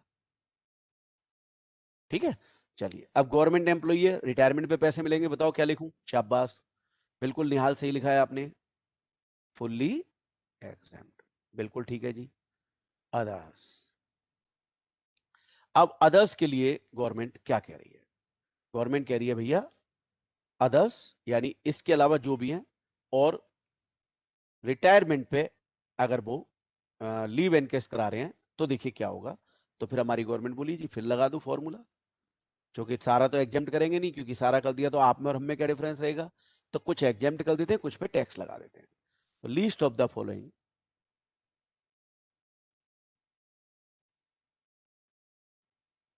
shall be exempt. Number 1, actual amount received. Number 2, average salary into 10. Number 3, average salary into unavailed leave,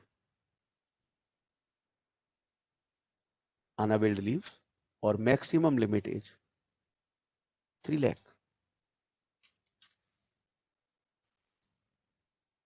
अब देखिए यहां पर सैलरी का मतलब क्या है, salary is equal to basic salary TA plus 6% commission on turnover, TO का मतलब टर्नओवर, राइट। अब देखिए मुझे कितना ग्रेचुटी का अमाउंट मिला वो मुझे पता है, क्वेश्चन में गिवन होगा, और मैक्सिमम लिमिट भी मुझे पता है क्या।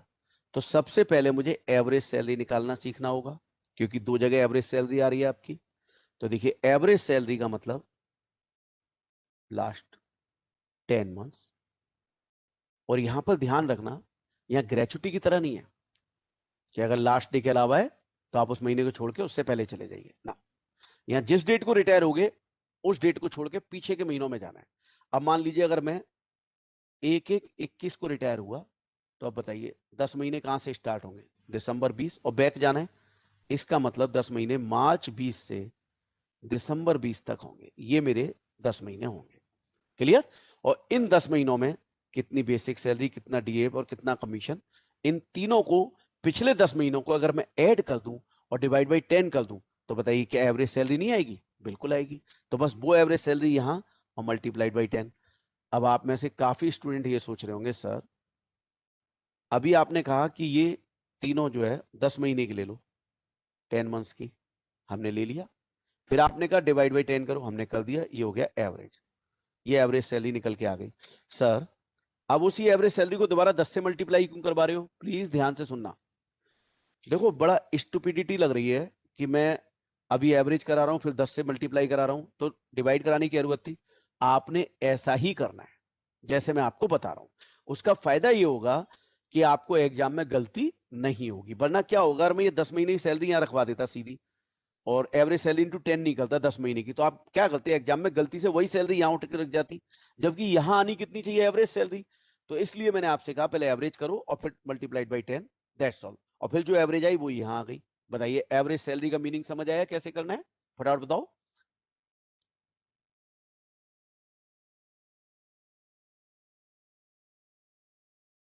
अब सुनो मेरी बात, अब जरा ये वाला जो एरिया है वो थोड़ा सा यही टेक्निकल है, बस आराम से सुनना, एक बार में समझ आएगा। प्लीज ध्यान से सुनना, प्लीज ध्यान से। मान लीजिए मैं किसी कंपनी में जॉब करता हूं और मैंने जॉब की 20 इयर्स एंड 9 मंथ्स, ये मेरा पीरियड है, और इसमें मुझे लीव एंटाइटलमेंट था 1.5 मंथ इन ए ईयर, मतलब मैं इतनी छुट्टियां ले सकता था, ये थी। मैंने लीव अवेल कर ली 12 मंथ्स की। ये एक मैंने सिंपल सा छोटा सा आपके सामने सवाल बना दिया। देखिए प्लीज ध्यान से सुनना। अब मुझे ये देखना है कि पहले तो कंप्लीटेड ईयर्स जो है उन पर फोकस करना है, तो पार्ट ऑफ ईयर को तो मैं काट दिया, मेरे किसी काम का नहीं है ये। अब सर एज पर एम्प्लॉयर्स पॉलिसी, एम्प्लॉयर की जो पॉलिसी है उसके हिसाब से मुझे लीव एंटाइटलमेंट था 1 साल में 1.5 महीने। तो बताइए 20 साल में कितने हो गए, 30 मंथ्स। सिंपल है, 1 साल में अगर मुझे 1.5 महीने की छुट्टी मिल रही है तो 20 साल में कितनी मिलेगी, 30 महीने। और मैंने कितनी छुट्टियां अवेल कर ली, अवेल मतलब मैं छुट्टियां करके घर बैठ गया, वो मैंने 12 महीने। तो अनअवेल्ड लीव, प्लीज ध्यान से सुनना, अभी ये जो आई हैं ये आई 18 महीने, 18 मंथ्स। अब आप मुझे बताओ जो मुझे पेमेंट मिला होगा, प्लीज ध्यान से सुनना, जो मुझे पेमेंट मिला होगा वो इन्हीं 18 महीनों का तो मिला होगा ये वाला, बोलो हाँ या ना। क्योंकि मेरी इतनी छुट्टियां इकट्ठी हो गई, मैंने बॉस से रिटायरमेंट पे कहा 18 महीने किया, 18 महीने का पेमेंट दो। तो बताइए इन्हीं 18 महीने का पेमेंट ड्यू होगा मेरा या नहीं होगा eight the time of retirement, yes और नो।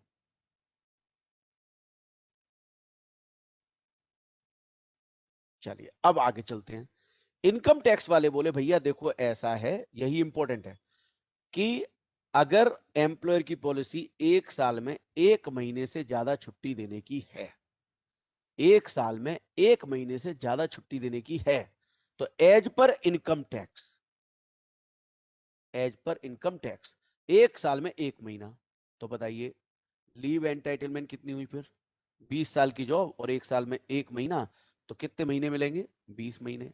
और मैंने छुट्टियां कितनी अवेल कर ली? 12 महीने। कितनी बची? 8 मंथ्स। ये हो गई अनअवेल्ड लीव। और एज पर इनकम टैक्स यही कहलाएंगे अनअवेल्ड लीव, और इन अनअवेल्ड लीव को मैंने यहां पर पुट करना होगा। इन अनअवेल्ड लीव को मैंने यहां पर पुट करना होगा। आई रिपीट, प्लीज ध्यान से सुनना कि अगर एम्प्लॉयर की पॉलिसी एक साल में एक महीने से ज्यादा छुट्टी देने की है, तो इनकम टैक्स वाले बोले भैया हम नहीं मानेंगे तुम्हारी बात, हम तो एक साल में एक ही महीना मानेंगे। तो बताओ 20 साल की जॉब की तो 20 ही महीने मिल सकता था, एज पर इनकम टैक्स मेरा एंटाइटलमेंट 20 महीना है। और बताइए मैंने 12 महीने की छुट्टियां ले ली, घर बैठ गया, तो कितनी बची? 8 महीने। तो एज पर इनकम टैक्स क्या होगा? 8 मंथ। बताइए समझ आया कि नहीं आया? फटाफट बताएं।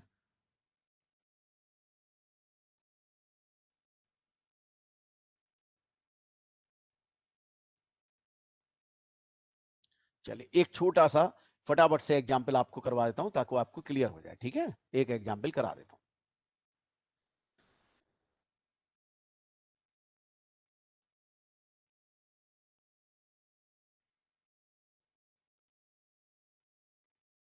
ये देखिए मिस्टर रामलाल वाला, फटाफट से आप पढ़ लो, फिर मैं इसे सॉल्व करूंगा आपके सामने, तो आपको समझ आ जाएगा कॉन्सेप्ट। बुक दिख रही है ना मेरी आपको?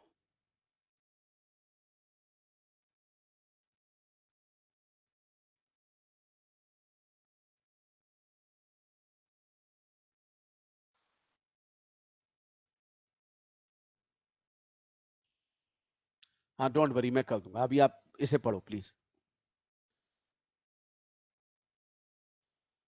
स्क्रीन से ही देखो, अभी स्क्रीन से ही देखो कोमल,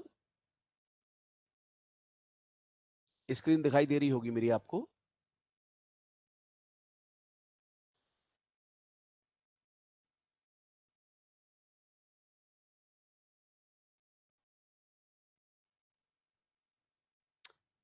चलिए अब मैं, आपने पढ़ लिया होगा, मैं इसे सॉल्व करने का नंबर लगाता हूं।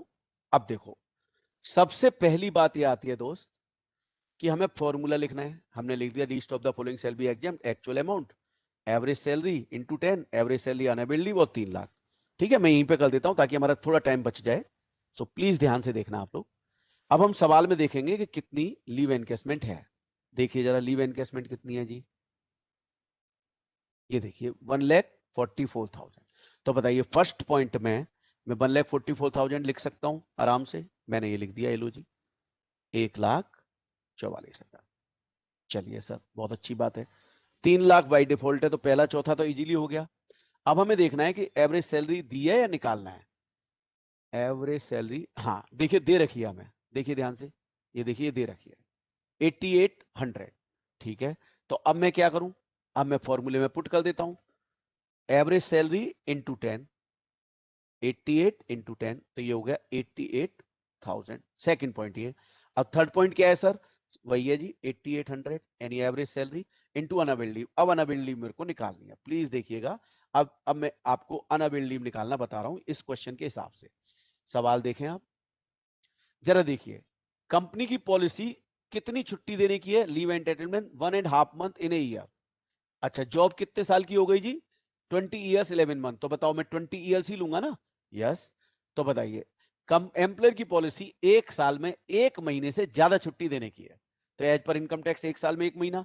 तो यहां जॉब कितनी है? 20 साल की। तो बताइए 20 महीने लूं कि नहीं लूं? बिल्कुल लूंगा। तो 20 महीने में छुट्टी ले सकता हूं। और भैया मैंने ले कितनी ली छुट्टी? ये देखिए 14 महीने की ले ली। 20 में ले सकता था, 14 महीने की मैंने अवेल कर ली। यानी लीव एंटाइटलमेंट एज पर इनकम टैक्स 20 महीने और लीव अवेल्ड 14 महीने। सो 6 मंथ क्या हो गई? Unavailed leave. और ये अनअवेल्ड लीव मैंने यहां लिख दिया। जरा बताना कितना आया? 8800 इंटू 6, 8800 इंटू 6 कितना आया? 52,800। बिल्कुल ठीक है जी। अब मुझे बताइए, देखिए ध्यान से देखिएगा, पहला पॉइंट, दूसरा पॉइंट, तीसरा पॉइंट, चौथा पॉइंट। अब इन चारों में सबसे कम कौन सा है? ये वाला है, ये वाला। इसे मैंने क्या बोल दिया? एग्जेम्प्ट। और फिर मैंने आपको बोला था टैक्सेबल निकालने के लिए क्या करूंगा? जो रिसीव हुआ उसमें से एग्जेम्प्ट लेस कर दूं, तो ये कितना आ रहा है? 91,200। ठीक है जी। सो ये टैक्सेबल। अब बताइए लीव सैलरी सबको एकदम क्लियर है कि नहीं? फटाफट बताएं प्लीज, रिप्लाई फास्ट क्या कीजिए।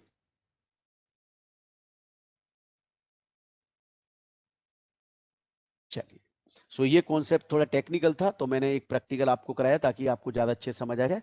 अब मैं आगे बढ़ता हूं।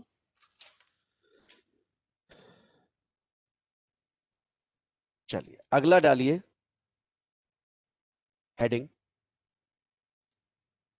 Compensation on voluntary retirement. Voluntary compensation on voluntary retirement.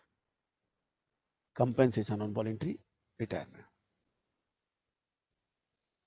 मैंने ये बोला था आपको आशु लास्ट क्लास में कि रीड करके आइए, क्योंकि देखिए यहाँ समय कम होने की वजह से हमें थोड़ा सा स्पीड लेनी पड़ेगी। फिर भी मैं प्रैक्टिकल करवा रहा हूँ, कोशिश ही कर रहा हूँ कि मैं जितना कवर कर सकता हूँ करूँ। और आप पढ़ के जरूर आइए, तब आपको सही बताऊं इस मतलब क्लास की सही वसूली होगी ठीक से। पढ़ के जरूर आइएगा, ठीक है? बिल्कुल ठीक लिखा है, एक शॉर्ट में हम इसको बोलते हैं बीआरएस। बीआरएस बिल्कुल ठीक लिखा है निहाल आपने। चलिए अब हम बात करेंगे वॉलंटरी रिटायरमेंट पर कंपेंसेशन की। देखिए 90s के दौर में क्या हुआ, पूरे वर्ल्ड में ना पहले तेजी आई बहुत तेजी से, और तेजी आने से क्या हुआ, जिन लोगों की कमाई 10,000 थी वो लाख रुपए पे पहुंच रही थी। तो जब काम बढ़ता है तो लोग अपने यहाँ एम्प्लॉय भी अपॉइंट करते हैं, एम्प्लॉय अपॉइंट कर दिए लोगों ने। उसके बाद क्या हुआ, एकदम से डाउनफॉल शुरू हुआ।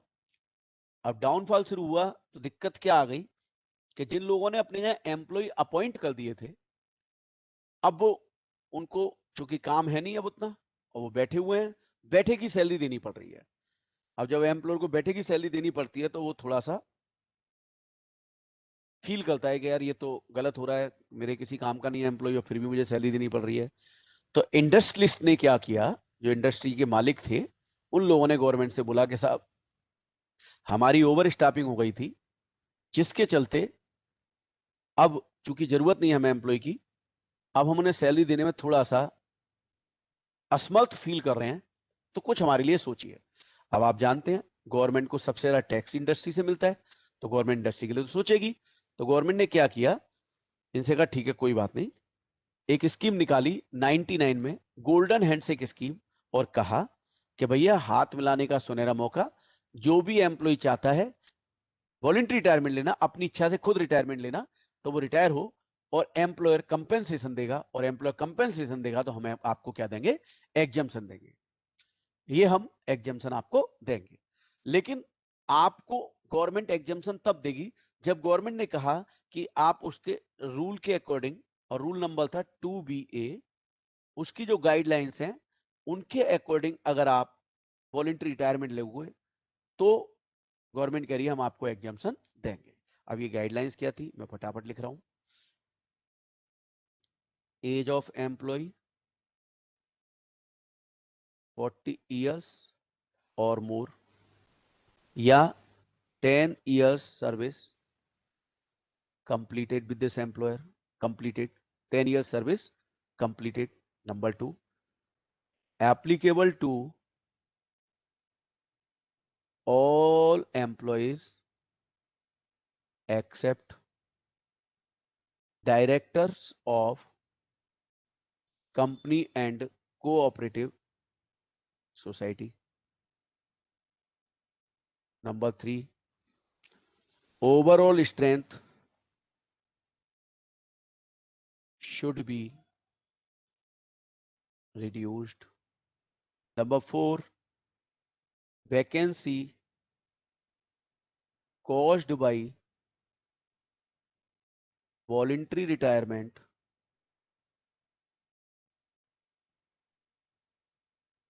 cannot be filled up again. And 5th is retiring employee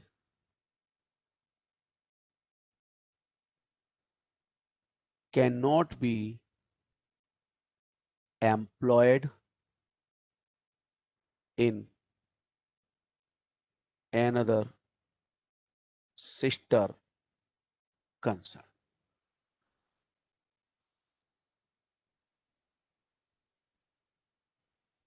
as of employee 40 years और मोर या 10 ईयर्स ऑफ सर्विस कंप्लीटेड। यानी गवर्नमेंट कह रही है कि भैया यहां पर अगर कोई एम्प्लॉय वॉलंटरी रिटायरमेंट लेना चाहता है तो पहली गाइडलाइन हमारी ये करिए कि या तो उसकी उम्र 40 साल हो या उससे ज्यादा, और अगर वो 40 साल का नहीं है तो उसने कम से कम 10 साल की सर्विस इस एम्प्लॉयर के यहाँ कंप्लीट कर ली हो। ठीक है सर, फर्स्ट पॉइंट समझ आया। सेकंड में नहीं समझा रहा, आपसे लॉजिक जानूंगा। Third, overall strength should be reduce. Government कह रही है, आप ही तो कह रहे हो कि हम ओवर स्टाफिंग है, सैलरी देने में असमर्थ हैं। तो अगर मान लो आपके 100 एम्प्लॉई हैं, आपने एक रिटायर कर दिया, तो अब आपकी स्ट्रेंथ कितनी रह जानी चाहिए? 99, यानी एक कम हो गया बस, तो अब 99 रहनी चाहिए। ऐसा नहीं है कि एक को रिटायर करके दूसरा पॉइंट कर दिया आपने तो बात तो वहीं की वहीं आ जाएगी। तीसरा, vacancy cost by voluntary retirement, यानी जो ये एक रिटायर हुआ था वॉलंटरी रिटायरमेंट की वजह से, अब वो दोबारा नहीं भरी जाएगी। इसका मतलब अब वो 99 से 100 नहीं किए जाएंगे, और ना ही वो रिटायरिंग एम्प्लॉय किसी और सिस्टर कंसर्न में एम्प्लॉयड होगा। सिस्टर कंसर्न का मतलब, सिस्टर कंसर्न का मतलब कतई ये नहीं है कि आपकी सिस्टर की कंसर्न है। सिस्टर कंसर्न का मतलब है, मान लो मेरी दो कंपनियां ए और बी, तो ए के लिए बी और बी के लिए ए, दोनों सिस्टर कंसर्न हो गई। अब मान लो मैंने ए कंपनी से एम्प्लॉय निकाला और बी में अपॉइंट कर दिया, तो बात तो वहीं की वहीं आ गई ना। आपकी लायबिलिटी कहां कम हुई सैलरी की? एक से निकाल के दूसरे में डाल रहे हो आप। तो अगर आप ये कंडीशंस फॉलो करते हैं तो फिर आपको जो ग्रेचुटी मिले, सॉरी वॉलंटरी रिटायरमेंट पे कंपेंसेशन मिलेगी, हम उसे कुछ एग्जम्प्ट कर देंगे। तो ये मैंने 4 पॉइंट डिस्कस किए। मैंने आपसे कहा था ये मैं आपसे पूछूंगा। गवर्नमेंट कह रही है सभी एम्प्लॉय पे एप्लीकेबल है, एक्सेप्ट किन्हें छोड़ दीजिए आप? डायरेक्टर्स, कंपनी या कोऑपरेटिव सोसाइटी के डायरेक्टर हैं उन्हें छोड़ दीजिए। कंपनी और कोऑपरेटिव सोसाइटी के डायरेक्टर हैं उन्हें छोड़ दीजिए। आप बताइए इन्हें छोड़ने के लिए क्यों कहा गया? क्या रीजन होगा? क्या रीजन हो सकता है? बताएं प्लीज सोच के।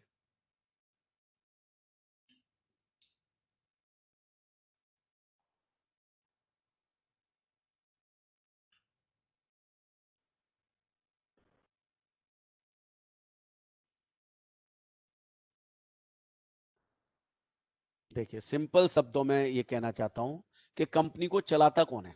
डायरेक्टर्स। अगर मान लीजिए डायरेक्टर्स ही रिटायरमेंट ले लेंगे, डायरेक्टर ही रिटायरमेंट ले लेंगे, तो बताइए वो जगह खाली हो जाएगी। और जगह खाली हो गई, मान लो सारे डायरेक्टर बोले जी हमें वॉलंटरी रिटायरमेंट लेना है, तो जगह खाली हो गई पूरी। अब वो दोबारा भरी नहीं जाएगी। भरी नहीं जाएगी तो बताइए कंपनी चलाएगा कौन? इसलिए गवर्नमेंट ने बोला कि डायरेक्टर को छोड़ दीजिए, कंपनी और कोऑपरेटिव सोसाइटी के ये वॉलंटरी रिटायरमेंट लेंगे तो हम एग्जम्पशन नहीं देंगे। इसका मतलब फिर जगह भी फिल्डअप हो सकती है। तो यहां पर यही कहना चाह रहा हूं मैं कि डायरेक्टर जो है कंपनी को चलाते हैं, अगर वही चले गए तो मतलब वही जगह खाली होगी तो भरेगा कौन उस जगह को? It can not be filled up again. अब आप कहोगे सर तो क्या डायरेक्टर वॉलंटरी रिटायरमेंट नहीं ले सकता? ले सकता है, कौन मना कर रहा है, बट बताइए उसे क्या नहीं मिलेगी?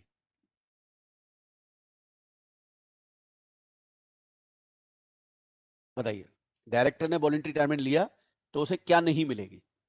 नहीं, कंपेंसेशन भी मान लो मिल गई, एग्जम्पशन नहीं मिलेगी। बिल्कुल बिल्कुल सही बोल रहे हैं आप, एग्जम्पशन नहीं मिलेगी, एग्जम्पशन नहीं मिलेगी। क्लियर? सो ये याद रखिएगा कि एग्जम्पशन नहीं मिलेगी। अब मान लीजिए किसी एम्प्लॉय ने ये सारी कंडीशन सेटिस्फाइड कर दी, एम्प्लॉय ने कर दी, तो अब एम्प्लॉय के हैंड में टैक्सेबिलिटी क्या होगी? तो अब फॉर्मूला, और फॉर्मूला क्या है? Least of the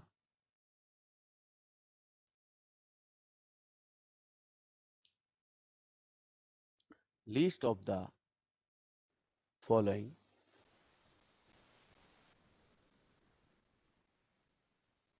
shall be accept. Number 1, actual amount received. Number 2, 3 into last month's salary into number of years of service. Number 3, यही सैलरी यहां आ जाएगी into number of months left for retirement. and 4 is rupees 5 lakh. Fourth is rupees 5 lakh. हाँ वो PGBP में आएगा निहाल, मैं बताऊंगा बिल्कुल। 5 डिवाइड बाई 5 ही करते हैं, बिल्कुल सही बोल रहे हो आप, पर वो पीजीबीपी में आएगा। ठीक है, चलिए कितना अमाउंट मिला? Simple, maximum limit 5 lakh. अच्छा एक बात आओ, कॉस्ट बाई वॉलंटरी रिटायरमेंट लिखा हुआ है मैंने, cost by voluntary retirement can not be filled up again, can not be filled up again. ठीक है, ये सब लिखा हुआ है बुक में, परेशान मत होइए इनके लिए। अब देखिए बात यहां है कि एक्चुअल अमाउंट रिसीव्ड हमें पता है, 5 लाख रुपए लिमिट है, ये भी हमें पता है। आप ये बताइए मैं वॉलंटरी रिटायरमेंट कितनी बार ले सकता हूं? How many times I can take voluntary retirement? एक बार। बिल्कुल सही लिखा है आप सब लोगों ने, बिल्कुल। तो अब जितना मुझे मिला वो यहां आ गया, और 5 लाख की limit 3 is by default formula में। सैलरी का मतलब basic salary DAF plus 6% commission on turnover. ठीक है, अब सुनना मेरी बात। लास्ट मंथ की सैलरी लूंगा, ये तीनों आइटम इंटू 3, और number of years of service, यानी मैंने कितने साल जॉब कर ली। मान लीजिए मैंने सर्विस की थी 25 साल 9 मंथ्स, तो गवर्नमेंट कह रही है कंप्लीटेड लो। कितने लेने? कंप्लीटेड। और कंप्लीटेड कितने हैं? दैट इज 25, इसलिए मैंने 25 लिए। चलिए अब बात आती है, ये भी क्लियर हो गया। और देखो जो सैलरी यहां लिखी वो यहां आ गई, सिंपल। अब यहां लिखा है number of months left for retirement. Please ये ध्यान से सुनना, सिंपल है, बड़े आराम से समझ आएगा। मान लो कंपनी में एम्प्लॉय की normal age of retirement 60 years है, 60 ईयर्स। ठीक है, मैं मान लो मेरी एज अभी है फॉर एग्जाम्पल 44 ईयर्स और 8 मंथ्स, मान लो ये मेरी एज है। ठीक है, अब मैं आपसे पूछना चाहूं कि मेरी रिमेनिंग सर्विस बताओ कितने साल और कितने महीने की बची?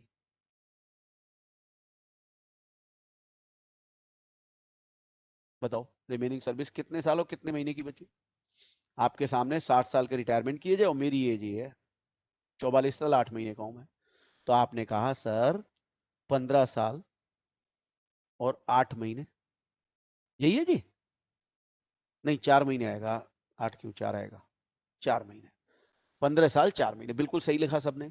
अब मैं बस आपसे ये कहूं कि यार जो ये ना मेरा जो बचा हुआ समय है, ये इस सबको महीनों में कन्वर्ट कर दो। नहीं कर पाओगे? बताओ कितने महीने हुए?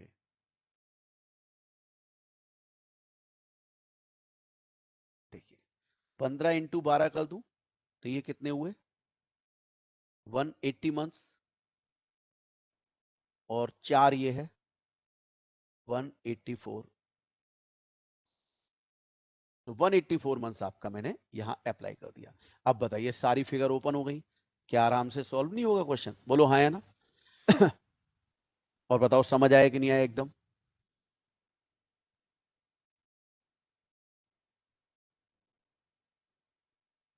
चलिए बहुत बढ़िया, वेरी गुड। तो ये क्लियर है।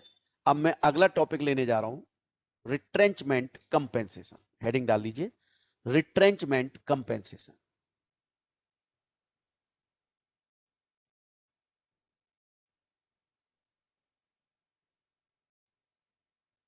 Retrenchment compensation.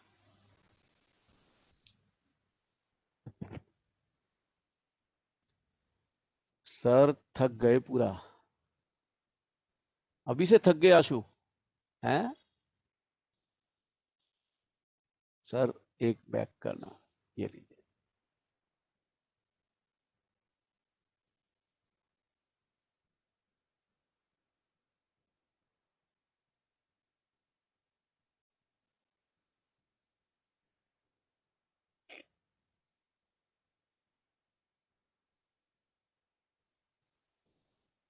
चलिए बस एक कॉन्सेप्ट करा रहा हूं, उसके बाद छोड़ देंगे। देखो कराना भी तो है ना।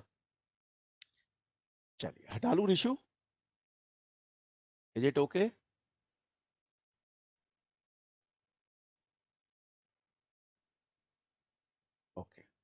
अब अगला हेडिंग रिट्रेंचमेंट कंपेंसेशन डाल लीजिए। ये और मैं डिस्कस कर देता हूं, फिर मैं अगर कोई डाउट होगा तो लूंगा, नहीं तो फिर क्लास छोड़ देंगे। Retrenchment compensation, retrenchment compensation. आप एक बात आइए, आप किसी कंपनी के ओनर हैं, कोई आपका बिजनेस है, उसके एम्प्लॉयर हैं, और आपके यहाँ 20-25 एम्प्लॉई मान लीजिए, और उनमें से एक एम्प्लॉय ना खुद काम करता है ना किसी और को करने देता है। आप बताइए आप क्या करेंगे उस एम्प्लॉय का, बताइए।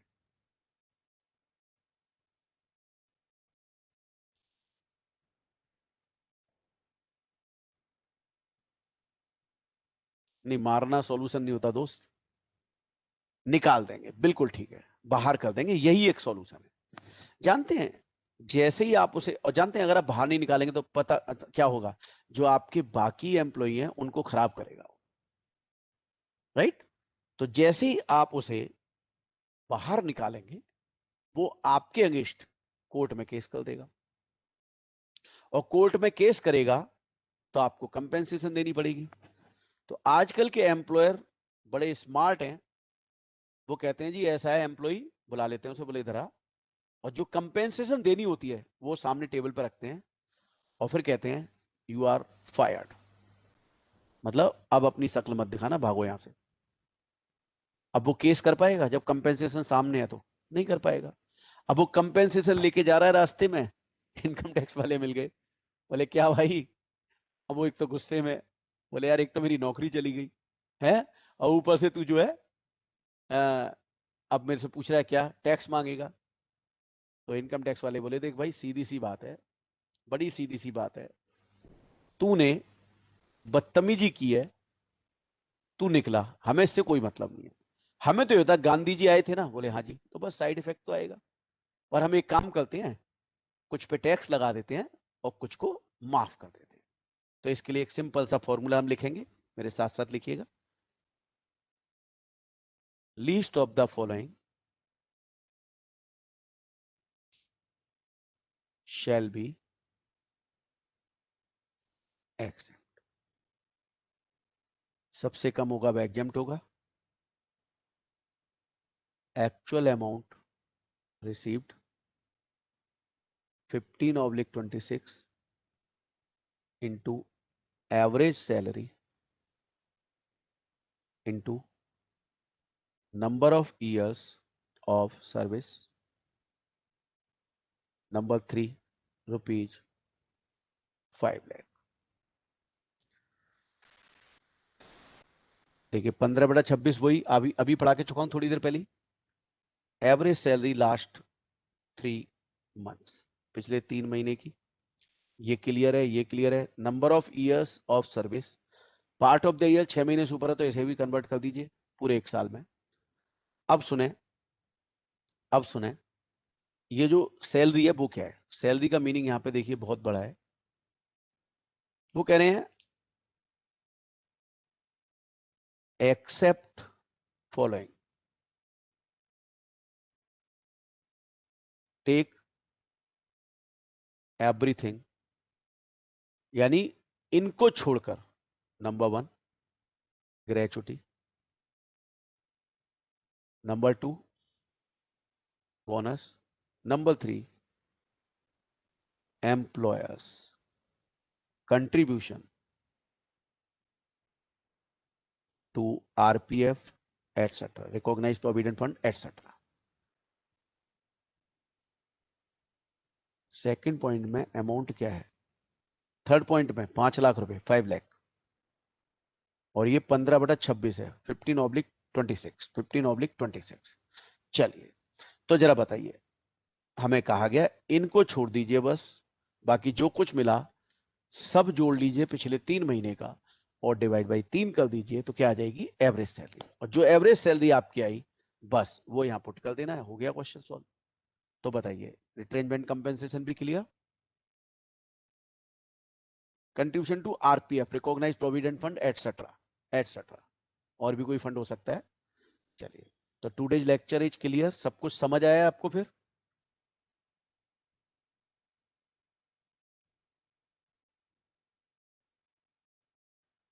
डेट का कॉन्सेप्ट क्या था, मुझे थोड़ा एक बार रिमाइंड कराएं आप।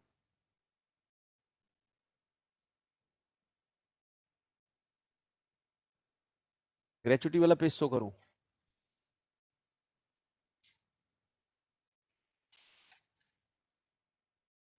ये लीजिए। अच्छा अच्छा आरुषि, ठीक है, मैं समझ गया। देखो, अगर हम महीने के लास्ट डे रिटायर हो रहे हैं, लास्ट डे, लास्ट डे, तो उसी महीने की सैलरी ले लो। और लास्ट डे के अलावा कभी रिटायर हो रहे हैं, ग्रेचुटी के लिए बोल रहा हूं ये मैं, तो उससे पहले महीने के लिए नहीं। जबकि लीव सैलरी में ऐसा नहीं था। लीव सैलरी में जिस डेट को रिटायर हो रहे हैं उससे पहले महीने, मतलब उसी डेट से पहले जाना है आप। क्लियर? सेक्शन देखो, मैंने फिर बोलना है, अगर सही कोट कर सकते हो तो याद करो, वरना मत करो, छोड़ दो, आप गलत कोट मत करना।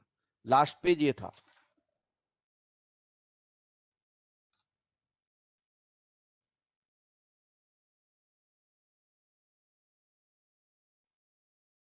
Okay okay.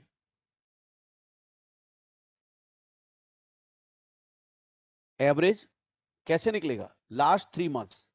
जैसे मान लो मैं रिटायर हुआ, तो बस पिछले 3 महीनों में ये तीनों छोड़ दो, जो कुछ मिला सब, जो कुछ भी मिला, बेसिक सैलरी, डीए वगैरह जो है सब ले लो, सबका टोटल कर लो, इन 3 को छोड़कर डिवाइड बाई 3, खत्म बात।